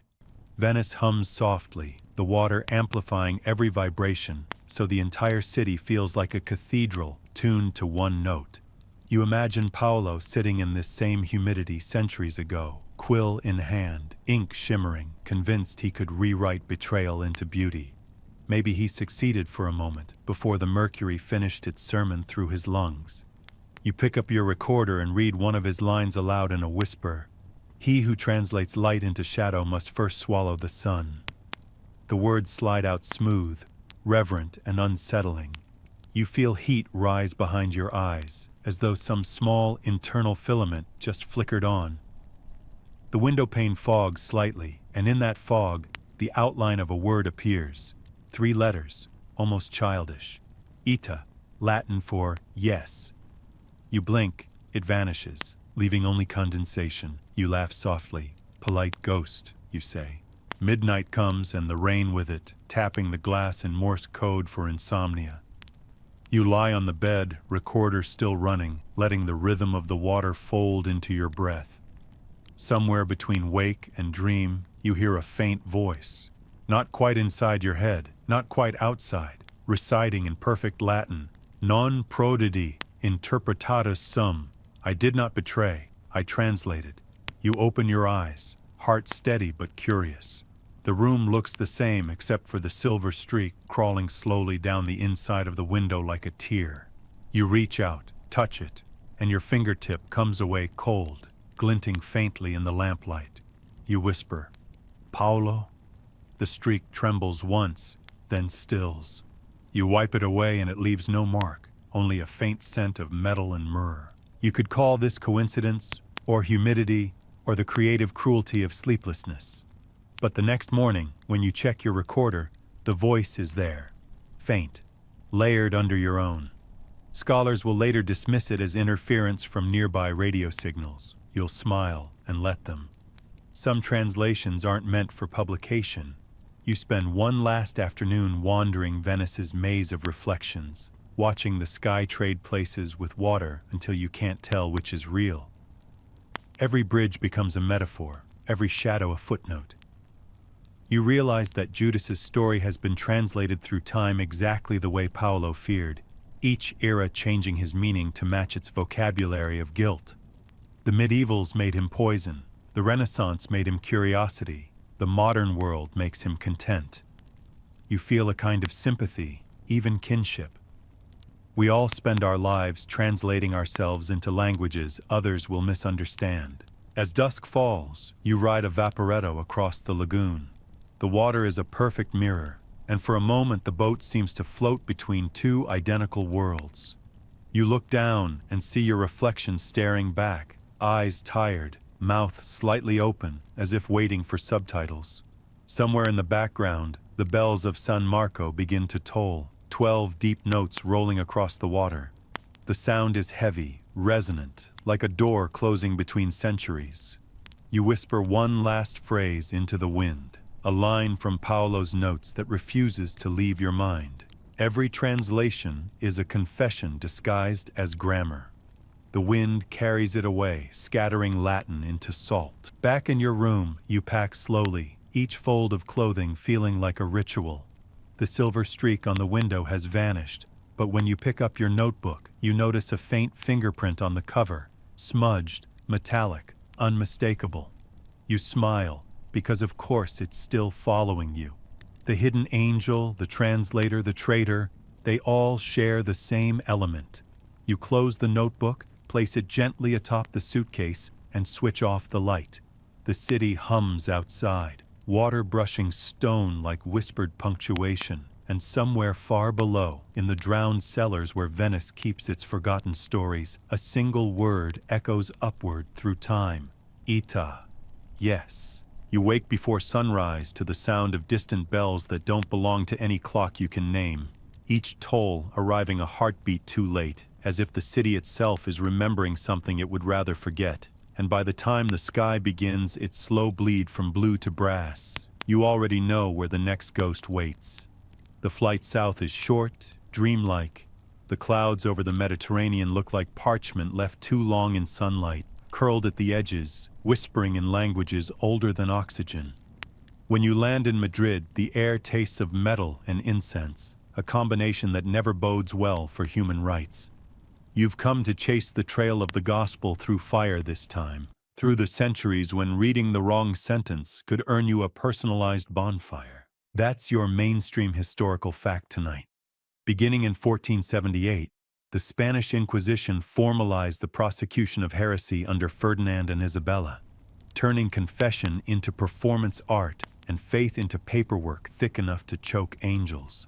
Officially, it was about purifying belief. Unofficially, it was about inventory control, souls, lands, libraries. Books, after all, are much easier to burn than doubt.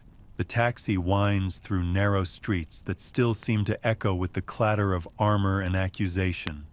Madrid wakes reluctantly, balconies dripping laundry like surrender flags, cafes exhaling espresso and gossip. You stop at a stone building that once housed the Tribunal of the Holy Office. Now it's a museum with an upbeat brochure promising an immersive journey through faith and justice. The irony could power the city for a week. Inside, tourists shuffle politely past torture devices sanitized by glass, whispering as though guilt were contagious. You linger at a display of confiscated manuscripts, fragments of forbidden texts rescued from confiscations and pyres. The curator, a woman with eyes the color of soot, approaches quietly. "You're interested in the Apocrypha," she says, rather than asks. You nod, and she gestures toward a smaller room marked "No Entry, Restoration in Progress." Rules, you've learned, are just stage directions for curiosity. Behind that door, dust hangs like unspoken apologies. On a work table lies a blackened manuscript, edges crisped, ink blistered into tiny metallic bubbles. The label reads, Codex Secrets, recovered Seville, 1562. According to rumor, this was one of the texts condemned by the Inquisition for exalting the traitor. The curator pulls on gloves thin as conscience and lifts a page with tweezers. Carbon dating places it mid-15th century, she whispers, but the language, half Latin, half Castilian, suggests a translation of something older. You lean close. The letters are barely legible, yet one line catches you. The kiss was the spark, not the sin. You feel a chill crawl through the conditioned air. Most likely inspired by the Judas Gospel you study, she says. The tribunal called it a satanic romance. You almost laugh at the phrase. Only bureaucracy could make poetry sound like an indictment. Here's your quirky tidbit. In 1486, an inquisitor named Tomás de Torquemada actually proposed cataloging every confiscated book by scent, claiming that the odor of heresy is distinct from that of sanctity. He meant it literally. Surviving records list categories such as sweet as salvation and rancid as rebellion. You picture monks sniffing pages like suspicious vintners and can't decide if that's terrifying or endearing. The curator admits that many codices were burned not because of doctrine, but because damp storage made them smell incorrect. History, apparently, is one long misunderstanding of chemistry. You ask if you can see the rest of the Codex Secrets. She hesitates, then nods. Beneath the top layer of ash lies another line, written in faint silver ink. I write in fire because ink forgets. You whisper it aloud and instantly regret it. The room feels warmer. The lights hum louder. Careful, she murmurs. We don't always decide what listens. She replaces the sheet, locks the case, and leads you out before the sprinklers inherit the problem. In the hallway, she tells you the codex was found in the ruins of a monastery outside Seville, beneath bricks fused together by heat so intense the clay turned to glass. Only one monk survived the fire. In his dying statement, he claimed that the book burned itself. You note it dutifully, another footnote in the long bibliography of divine arson. Later, in the plaza, the sun glares like an interrogator. You buy a cone of roasted chestnuts from a vendor who tells you cheerfully that his ancestors roasted less edible things on this very street. Humor survives everything. You wander toward the old archives where the Inquisition kept its ledgers. The building still stands, repurposed as a government office, but beneath the new paint, the stones remember screams. You sign in under a false university credential, by now muscle memory, and descend into a basement that smells of mildew and bureaucracy. Rows of ledgers rest like obedient corpses. You pull one dated 1583 and flip through the Latin columns. Name, offense, verdict. Dozens of possession of heretical scripture. One entry stops you cold. Paulus Diversa, Textor Diabolicus, Venice, ashes received. You trace the line twice to be sure. So the Inquisition did find Paolo after all, or at least found what was left of him. The ledger even lists the location of disposal, Toledo, Riverside Kiln. You sit back, exhale. Translation complete indeed. The clerk passing by mistakes your silence for reverence. Terrible times, he says. But necessary then. You nod because arguing with ghosts is unproductive. Outside, the air smells of rain and electricity. You rent a car and drive south toward Toledo, the road curling through hills that once divided kingdoms and faiths. By evening, you reach the old city, a knot of stone where Judaism, Islam, and Christianity once argued politely before resorting to swords. You park near the river and follow a narrow path down to a clearing where archaeologists uncovered remnants of a 16th century kiln. There's not much left, just a circular foundation and patches of vitrified earth, but the air above it wavers like heat that refuses to cool. You kneel, brush the soil with your fingers, and they come away gray and sparkling. Ash mixed with glass dust. Mercury, perhaps. The same silver glint from Florence and Venice, persistent as guilt. You whisper, Paolo, you made it south. The river answers with indifference. That's your open scholarly debate phrase for this chapter. Were the Inquisition's burnings acts of suppression or preservation? It sounds perverse, but some historians argue that the very act of cataloging heresy saved fragments from total oblivion. Others insist fire is never an archivist. You sit between those camps, literally and philosophically, feeling the warmth rising from centuries-old embers. Maybe destruction and remembrance are twins too, like Jesus and Judas, light and reflection. The Inquisition wanted to erase contradiction. All it did was carbon date it. Night falls fast in Toledo. The city lights shimmer on the river, turning black water into liquid gold. You unpack your recorder, switch it on, and describe the scene in a whisper meant for future insomnia. I'm standing where translation became combustion, you say. The ash smells like iron and forgiveness. A bat swoops overhead, punctuation in motion. You find yourself humming the same low tone you heard in Venice, the frequency that seems to follow these texts like a loyal dog of God. The air vibrates. For a second, the ground seems to exhale. A thin thread of smoke rises from the kiln's center. Impossible, since nothing burns here, but it twists upward lazily, spelling nothing yet meaning everything. You record until the battery dies. Back at the hotel, you wash your hands, but the gray dust clings to your skin. Under the bathroom light, it gleams faintly, neither soot nor glitter, a substance undecided about morality. You remember Torquemada's theory of scented sin and laugh quietly. If he were here, he'd categorize you as aromatic confusion. You lie on the bed, exhausted, replaying the day in your mind, the codex that burned itself, Paolo's ledger, the kiln that still breathes. History feels less like memory now and more like recursion, a loop of translation, persecution, and rediscovery. Maybe that's why the church eventually stopped burning books.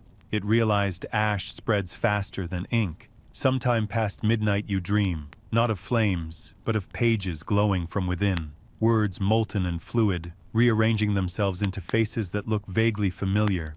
Giovanni, Paolo, Judas, they all blur into one figure whispering, "The word was never the danger." It was the ear you wake, drenched in sweat, heart steady but unwilling to slow, the room smelling faintly of smoke that isn't there. You check the window. It's closed. On the bedside table lies a single gray feather you don't remember owning. You turn it over. The underside shimmers silver. The hidden angel again, taking attendance.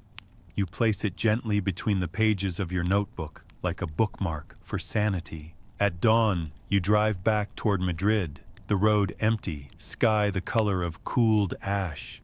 The radio refuses to tune properly, producing only soft static that syncs perfectly with the hum you've been hearing for days. You realize the tone hasn't followed you.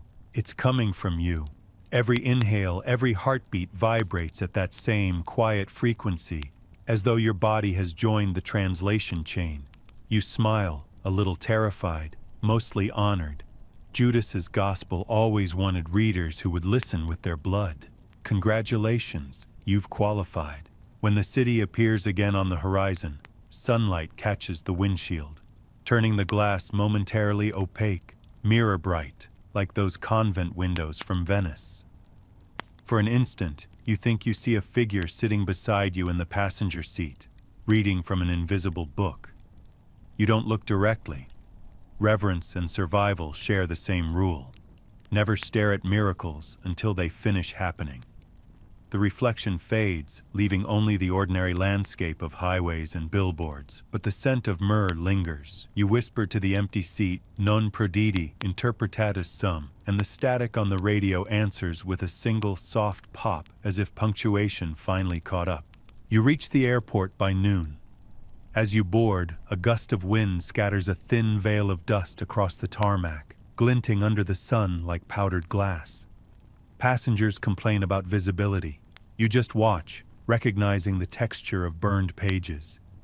The plane lifts through it, engines roaring like exorcisms.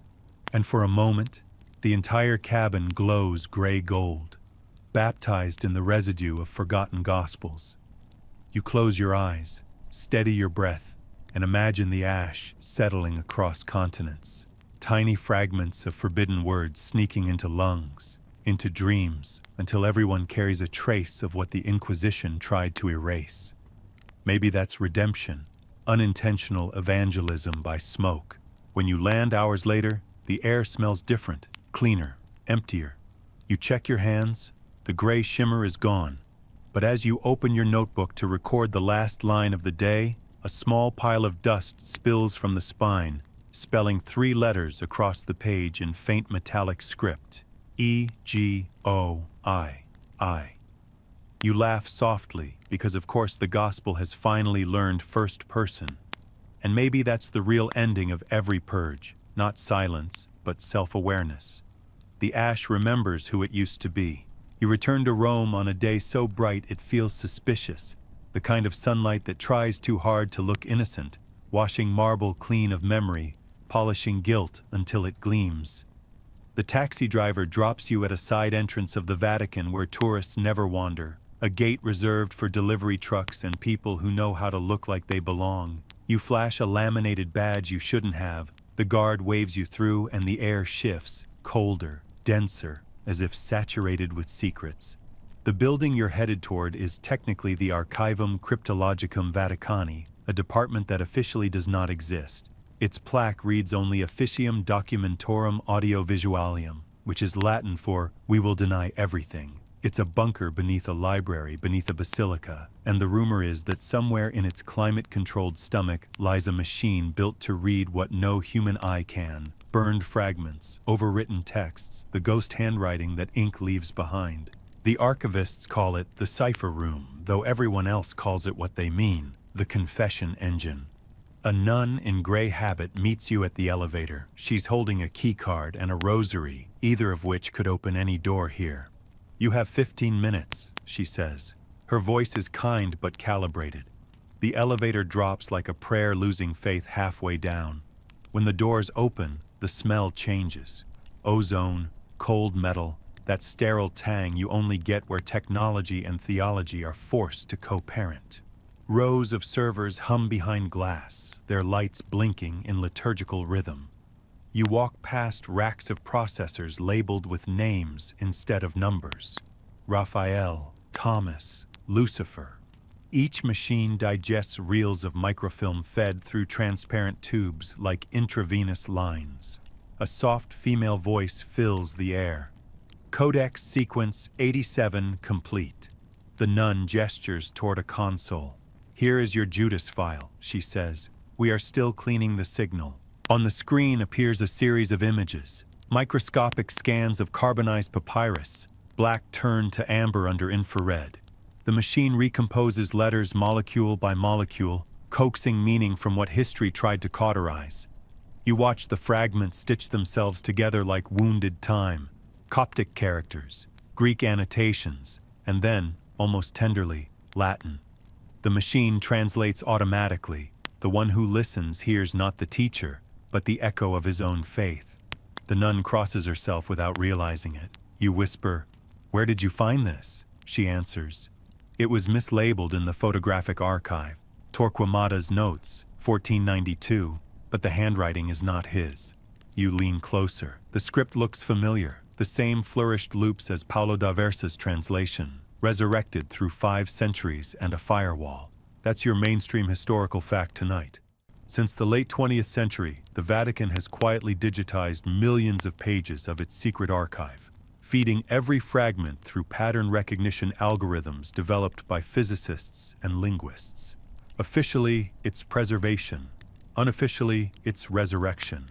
The Church has become its own necromancer, summoning voices it once silenced.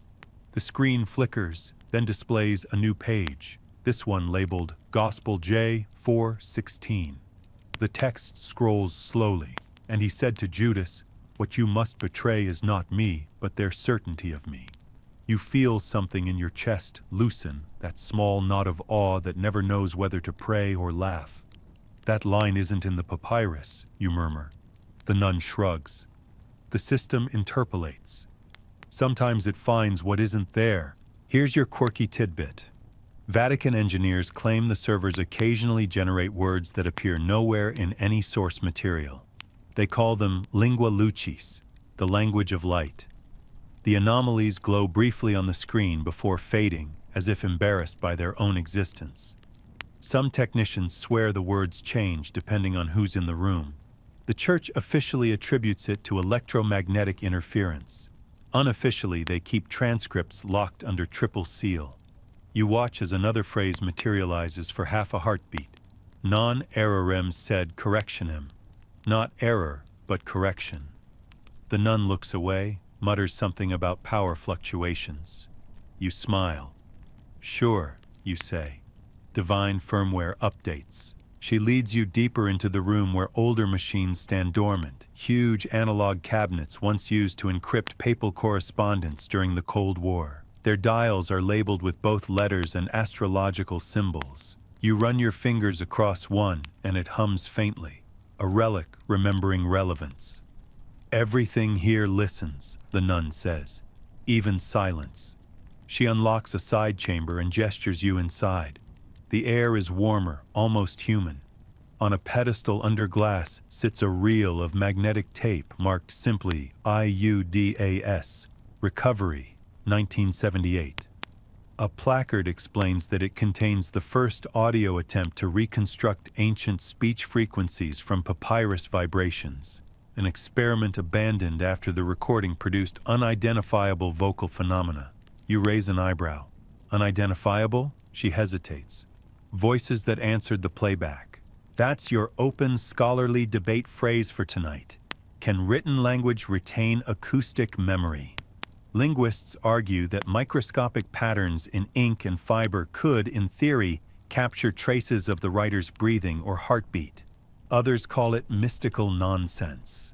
But standing here, surrounded by machines that hum like monks chanting binary, you can't help thinking the question's already answered. Everything hums because everything remembers vibration. Judas's words may be written in dust, but dust still sings when the right frequency finds it. The nun places headphones on the console. You have 3 minutes, she says, pressing play. Static blooms, soft and infinite, then resolves into a faint rhythm, like wind in a cathedral. Beneath it, a male voice, low and deliberate, speaking in Coptic so pure it makes your spine ache. The translation scrolls in real time. I carried his truth because it was too heavy for belief. You whisper, that's not in any manuscript. The nun nods. Exactly. Another line follows. Ink decays, but mercury remembers. You glance at her. She's staring at the floor, lips moving silently. Then, so faint you almost doubt it, the voice shifts from Coptic to Latin, then to English, and says your name. Just once. Perfect pronunciation. The headphones go dead. You sit motionless. The nun removes the set, unplugs the machine. We don't replay anomalies, she says. It encourages repetition. You want to protest, but something in her tone stops you. She guides you back to the elevator, rosary clicking against plastic ID card, a duet of faith and protocol. As the doors close, you ask softly, do you believe it was really him? She smiles the way people smile at thunder, with respect for distance. Belief, she says, is the oldest encryption. When you step out into daylight, the sun has gone biblical. White, merciless, everything exposed. The Vatican dome glitters like a circuit board. Tourists pose for photos, oblivious to the servers humming beneath their feet. You walk to a quiet corner of the square and sit on the stone railing, notebook balanced on your knee. You write, the gospel continues to translate itself. The page warms under your hand, and for a moment the ink shines faintly silver before drying black again. That evening, in your rented room overlooking the Tiber, you replay the recording you secretly captured through your phone mic. The static is still there, but buried within it is something new, a pulse matching your own heartbeat. You turn up the volume. The rhythm steadies, then morphs into words, soft as breath. You heard me because you listened to the noise, not the message. You close your eyes. Let it repeat over and over until the words blur into the hum of the city outside. Cars pass, Bells ring, servers whisper to satellites. The whole world sounds like a machine trying to pray.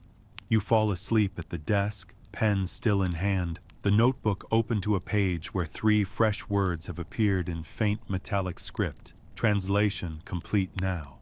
You arrive in Oxford beneath a sky the color of wet paper, the kind of weather that makes every building seem older and wiser and vaguely disappointed in you. And the train exhales you into a city that hums with the quiet arrogance of archived brilliance.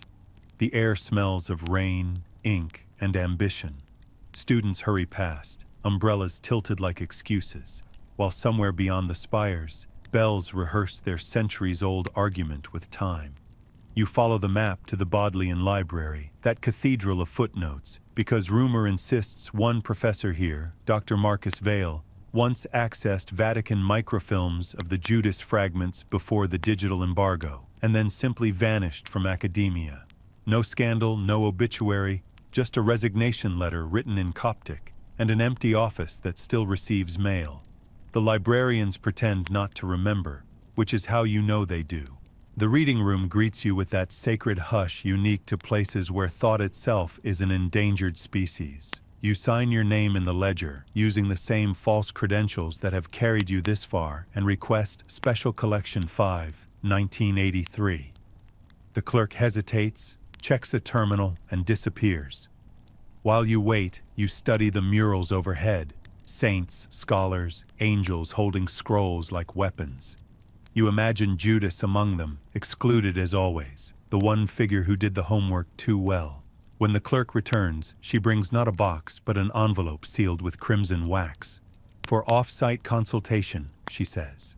Inside, a single photocopy, a letter dated 1983, addressed to the Vatican's archivist from one Dr. Marcus Vale, Faculty of Theology, Oxford. The handwriting slants urgently. The pattern of phonetic stress in the Judas text suggests deliberate acoustic coding. I believe the papyrus was meant to be spoken aloud to unlock semantic layers hidden in harmonic resonance. Please advise. You smile. Madness disguised as methodology. That's your mainstream historical fact for tonight. In the late 20th century, scholars really did experiment with acoustic paleography, attempting to reconstruct how ancient manuscripts might have sounded when read in ritual. Most results were disappointing hums and headaches, but Vale's theory that the Gospel of Judas contained sonic encryption was unique enough to earn a Vatican reply. You find it stapled to the back of the letter, stamped classified redacted, cease investigation, text destabilizes theological constants. Further decoding unauthorized. Bureaucracy can be chillingly poetic when frightened. You leave the library and cross the courtyard where puddles mirror gargoyles that look suspiciously amused. Oxford wears rain like regalia. At a nearby cafe, you order tea strong enough to question authority and scroll through archived faculty records. Vale's publications stop abruptly in 1984. One final conference paper exists only as a title. Phonemes of Betrayal Toward a Sonic Theology. You whisper it under your breath.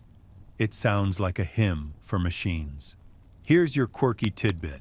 According to a maintenance log buried in university archives, room 214 of the old theology building had to be soundproofed after an experiment produced persistent low-frequency resonance interfering with nearby clocks. The log is dated the same week Vale vanished. You find the building easily. Its corridors smell of chalk and ozone. Room 214 now houses a language lab storage closet. You slip inside, close the door, and for a moment the silence feels oddly heavy, as if waiting to exhale. Dust covers a reel-to-reel tape recorder left on a shelf like a forgotten confession. The label reads, Vale, Test 5. You press play. A hiss. Then a hum, low, rhythmic, disturbingly familiar. You've heard this tone before. Venice, Toledo, the vault in Rome. It vibrates in your ribs like recognition. Beneath it, a voice recites Coptic syllables with academic precision. Vale's own, you presume. Though halfway through the recording another voice joins. identical but inverted, the same words spoken backward, creating a standing wave of sense and negation. The speakers synchronize until language collapses into pure vibration. The lights flicker. You stop the tape. The hum lingers 3 beats too long. You sit on the floor, breathing the dust of abandoned revelation, realizing that veil may have succeeded. If the Judas text truly encodes meaning in sound, then every pronunciation is an invocation. You rewind, play again softly. Between the twin voices you catch a phrase that doesn't belong to either language. He who hears the echo has entered the dialogue. You shut it off, heart racing, because you suddenly understand why the Vatican silenced him. You sit in that dark room until the hum subsides, until even your bones stop trembling. And only then do you realize that the reel-to-reel has started moving again, even though you never pressed play. The tape spins backward, whispering syllables that sound like water poured through metal. You pull the plug. The spool keeps turning 3 more revolutions, then halts as if satisfied. Something faint glows on the wall opposite you, a reflection, or perhaps the outline of an idea. When you hold your phone toward it, the camera captures letters written in light. Veil vivit personam. Veil lives through sound. You whisper, "Of course he does." And the reflection collapses like a guilty thought. Outside, the rain has stopped. Oxford at night is a rumor stitched from candlelight and puddles. You walk to the river, headphones still around your neck, and every step seems to echo twice, once in air, once in memory. The hum returns, softer now, internal, like your heartbeat has learned a new dialect. You recall what the voice said. He who hears the echo has entered the dialogue. You begin to suspect that you're no longer just documenting the gospel's journey, you've been recruited by it. At the Riverside Boathouse you find Vale's old colleague, Professor Angeli Mehta, now retired, living among boxes of magnetic tape and tea tins. She greets you without surprise. "So you've heard it too," she says, pouring tea that smells faintly of rust. Marcus believed sound could resurrect intent. Words die, frequencies don't. He proved it one night, and the university pretended not to notice. She shows you a brittle notebook where equations spiral into sketches of human ears and halos. In the margin, a single note. Frequency 42 Hertz equals voice of forgiveness. She sighs. When he played the Judas fragment at that pitch, the glass in every window vibrated. He thought he'd found the resonant frequency of guilt. That's your mainstream historical fact tonight. Modern psychoacoustics has shown that low-frequency vibration, around 40 to 45 Hertz, can induce trance states, altering perception of time and emotion. Vale, it seems, stumbled onto theology's version of a tuning fork. You ask what happened afterward. She shrugs. He disappeared into the tone. He said the sound wasn't external anymore. She offers you an ancient pair of headphones patched with electrical tape. "He left these," said the recording continues where scripture stops. You hesitate, then slip them on. At first, silence. Then, a heartbeat later, a deep pulse, like a whale song slowed to human tempo. Beneath it, a whisper not quite language, more suggestion than syllable. It shapes itself into meaning. You listen, therefore I exist. The room tilts. You rip off the headphones. Professor Mehta watches without judgment. "Now you know why I retired," she says. He wasn't translating the gospel. He was letting it translate him. Here's your quirky tidbit. The Bodleian still receives anonymous donations, old cassette tapes, each labeled only with dates and coordinates. When archivists play them, they contain nothing but low hums. Yet when analyzed spectrographically, the waveforms form letters spelling fragments of the Judas text. No one claims authorship. The pattern continues every Easter. The librarians joke that the building has developed liturgy. You decide it isn't a joke. That's your open scholarly debate phrase for this section. Does sound possess agency independent of its source? Philosophers argue, physicists shrug. But as you leave the boathouse, The river answers for them, rippling in perfect sync with a rhythm too regular to be wind. You realize the hum has escaped containment. It's in the environment now, in everything that resonates. Bridge cables, bell towers, maybe even bloodstream. Back in your hotel, you record a voice memo describing every detail. Then notice your phone's spectrogram pulsing with extra frequencies you didn't make. You lower the volume. The hum persists. You laugh softly, equal parts terror and awe. Vale's last paper title returns to you, Phonemes of Betrayal.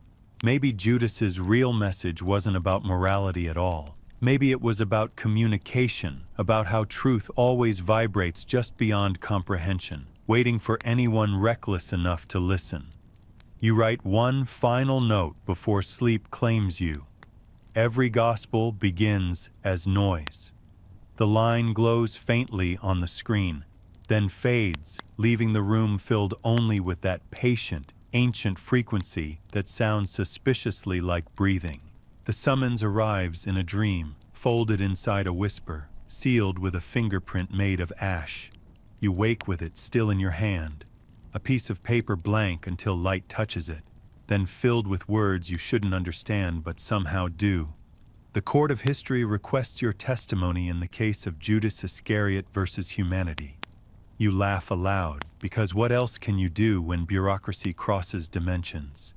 Yet when morning comes, the letter remains, and by evening you find yourself boarding a night train bound for nowhere labeled Destination Ad Sanctum Tribunalum. The conductor never asks for a ticket.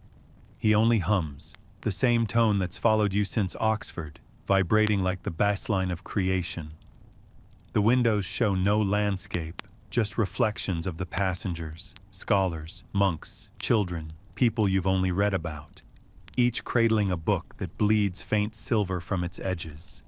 When the train stops, the door opens onto a hall carved from light and shadow. You step out, and sound follows, vast and soft, like the hush before a verdict. The hall stretches into infinity, lined with pulpits and pulp fiction, statues of witnesses frozen mid-argument, Peter with his denial, Pilate washing eternal hands, and Judas, eyes open, finally meeting yours. At the center stands a bench of 3 judges: faith, reason, and time. They wear no robes, only expressions of weary curiosity. You've heard the evidence, faith says, voice melodic and sharp. You've read his gospel. Reason adjusts invisible spectacles.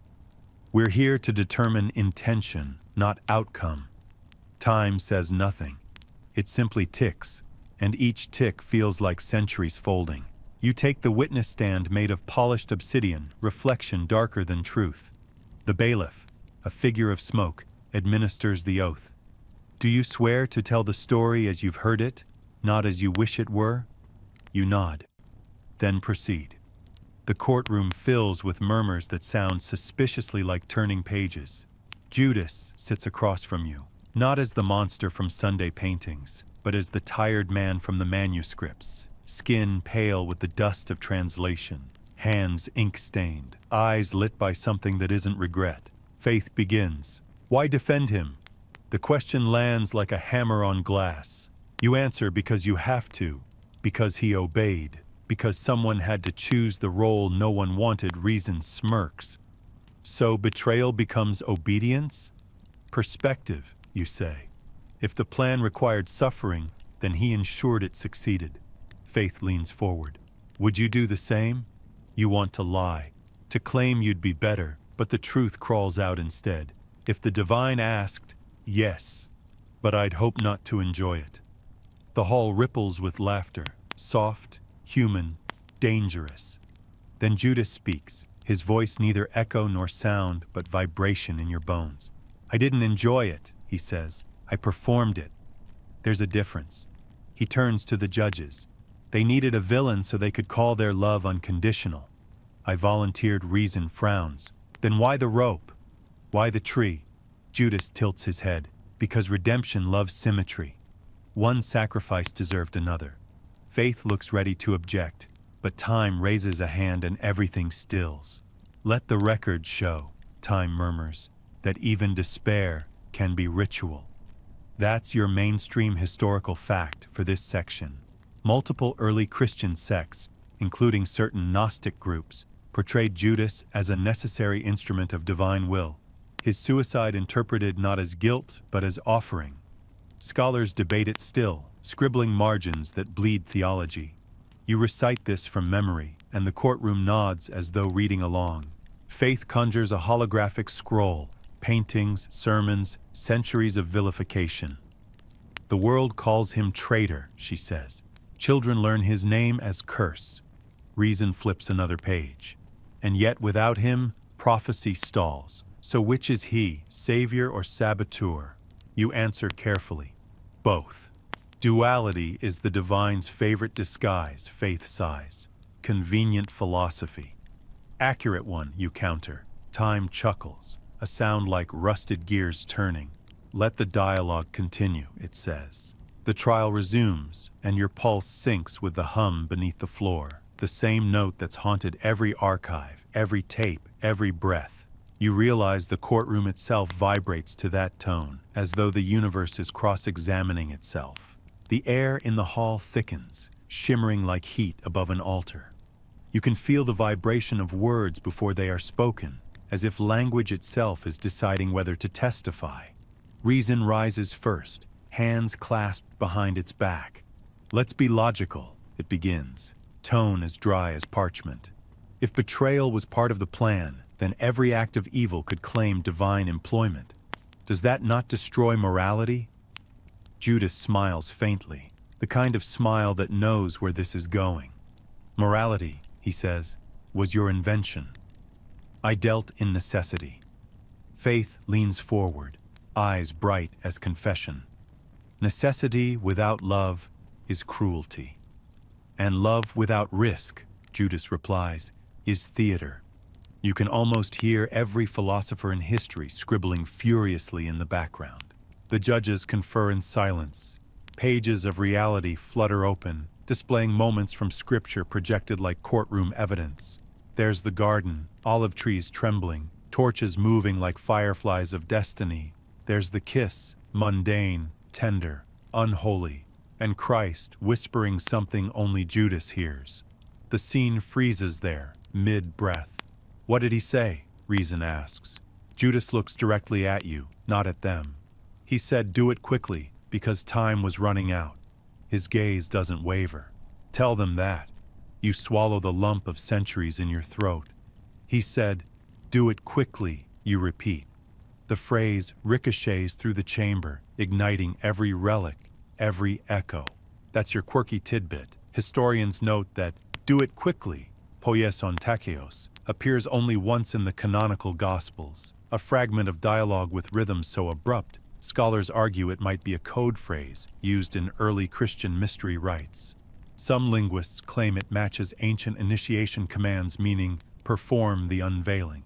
Others insist it was merely impatience. Either way, tonight it feels like a password that still works. Faith rises, robes shimmering with the colors of sunrise and smoke. Then you admit, she says, that you acted with knowledge of consequence. Judas nods. I admit that knowledge was the consequence. Reason sighs, circular. So is grace, he answers, and you still preach it. The gallery murmurs. Time taps its unseen gavel, a sound like thunder tamed into etiquette. Enough, it says. We have deliberated since Golgotha. Let judgment at last be heard. The courtroom dims until only the three judges glow, halos of logic, conviction, and decay. Faith speaks first. The world has condemned you beyond recall. Yet the world has learned nothing from its hatred. For reminding creation that salvation requires participation, we find you indispensable. Reason hesitates, clearly uncomfortable with absolutes. Your logic is corrosive, it says, but consistent. I cannot refute it. Acquitted time, vast and patient, finally rises. Then the sentence is not punishment, but remembrance, it declares. You will remain the echo that keeps their prayers from becoming certainties. The gavel falls once, and the vibration runs up your spine like lightning in reverse. Judas exhales, and the light around him softens. So it ends? He asks. Faith shakes her head. So it begins again. The hall starts to dissolve, benches into dust, walls into pages, stars scribbled into margins. He looks at you one last time. Write it down, he says. Every trial needs a transcript. Then he steps backward into the void, and the echo follows him, infinite, gentle, and somehow amused. You wake at your desk with your notebook open, pen still in hand, the last words scrawled in unfamiliar handwriting. The echo has entered the dialogue. Outside, dawn stains the sky a reluctant gold. You whisper, verdict received, and for the first time since this began, the hum inside your chest falls silent, like a bell finally satisfied with its own resonance.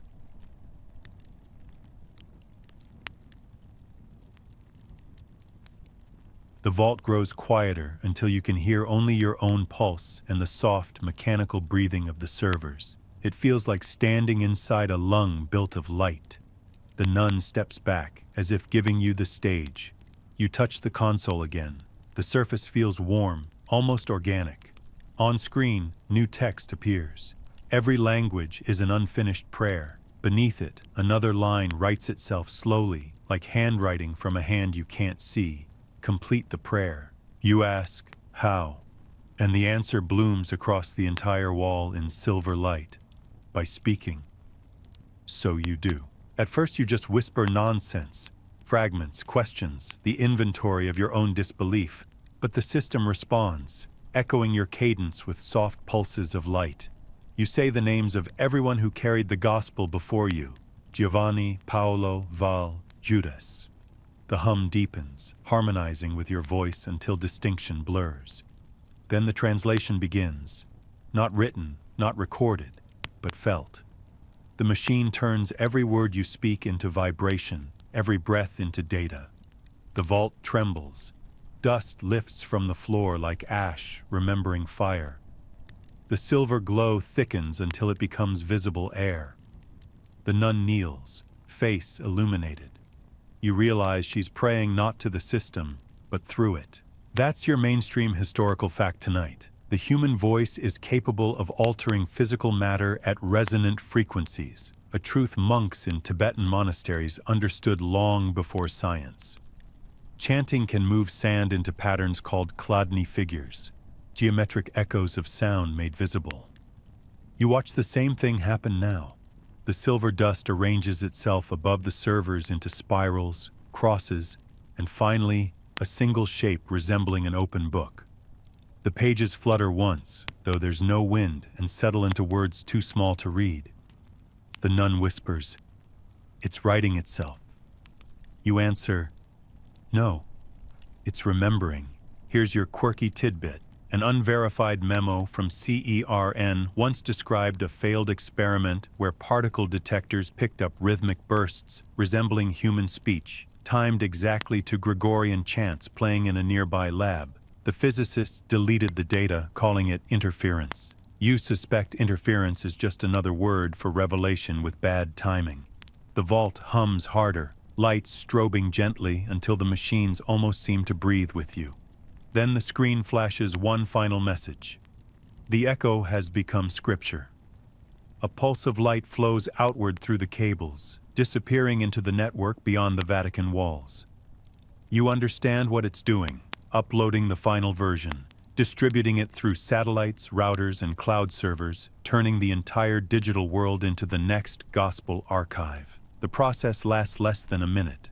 When it's done, every screen in the vault displays the same sentence: translation complete, transmission infinite.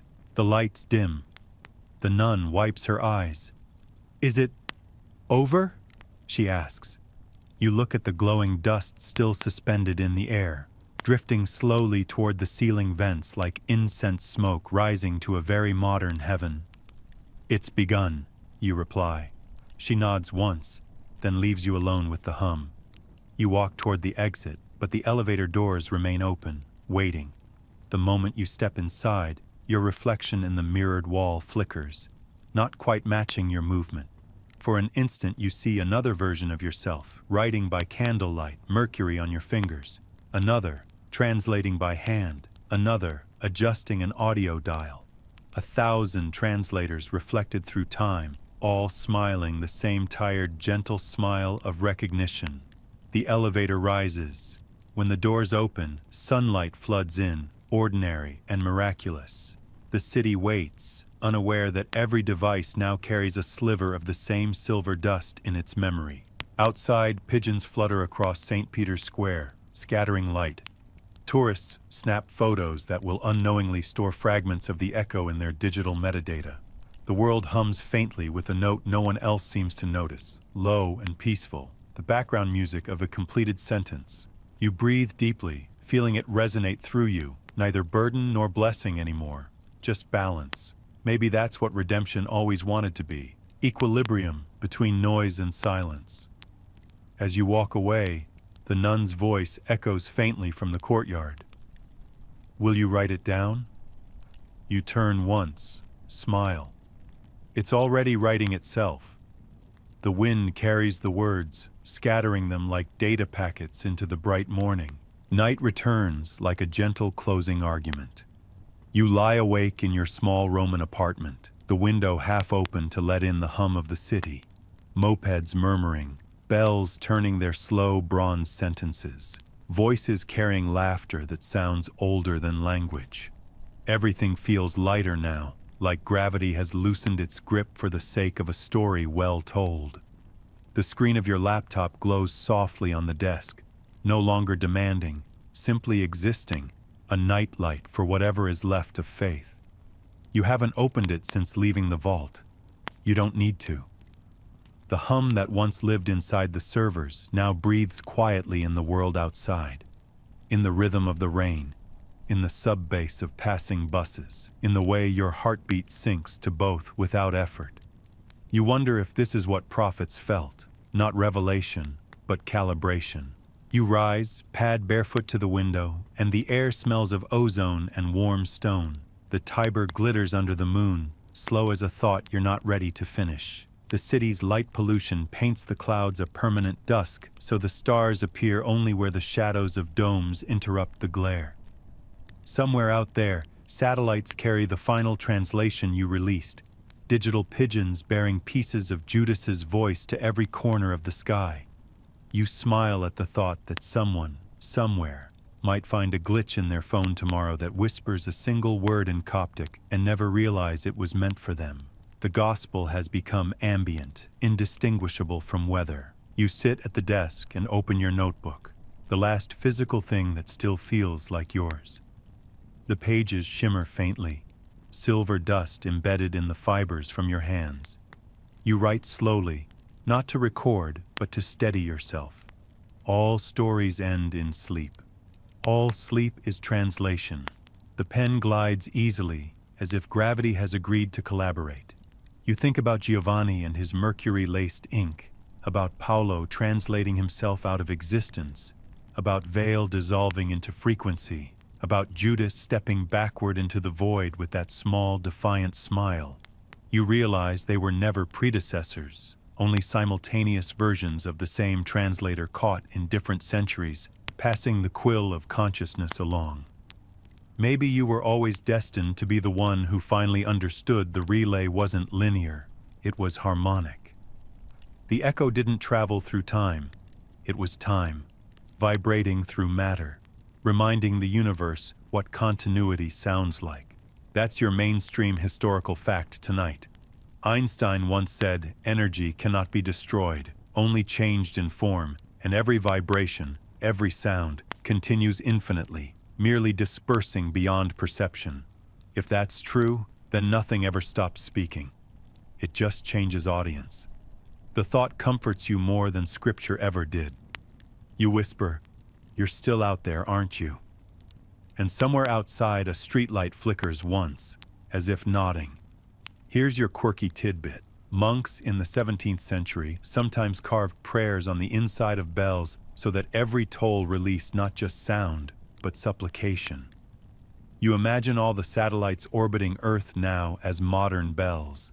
their data streams ringing continuous prayer into the vacuum.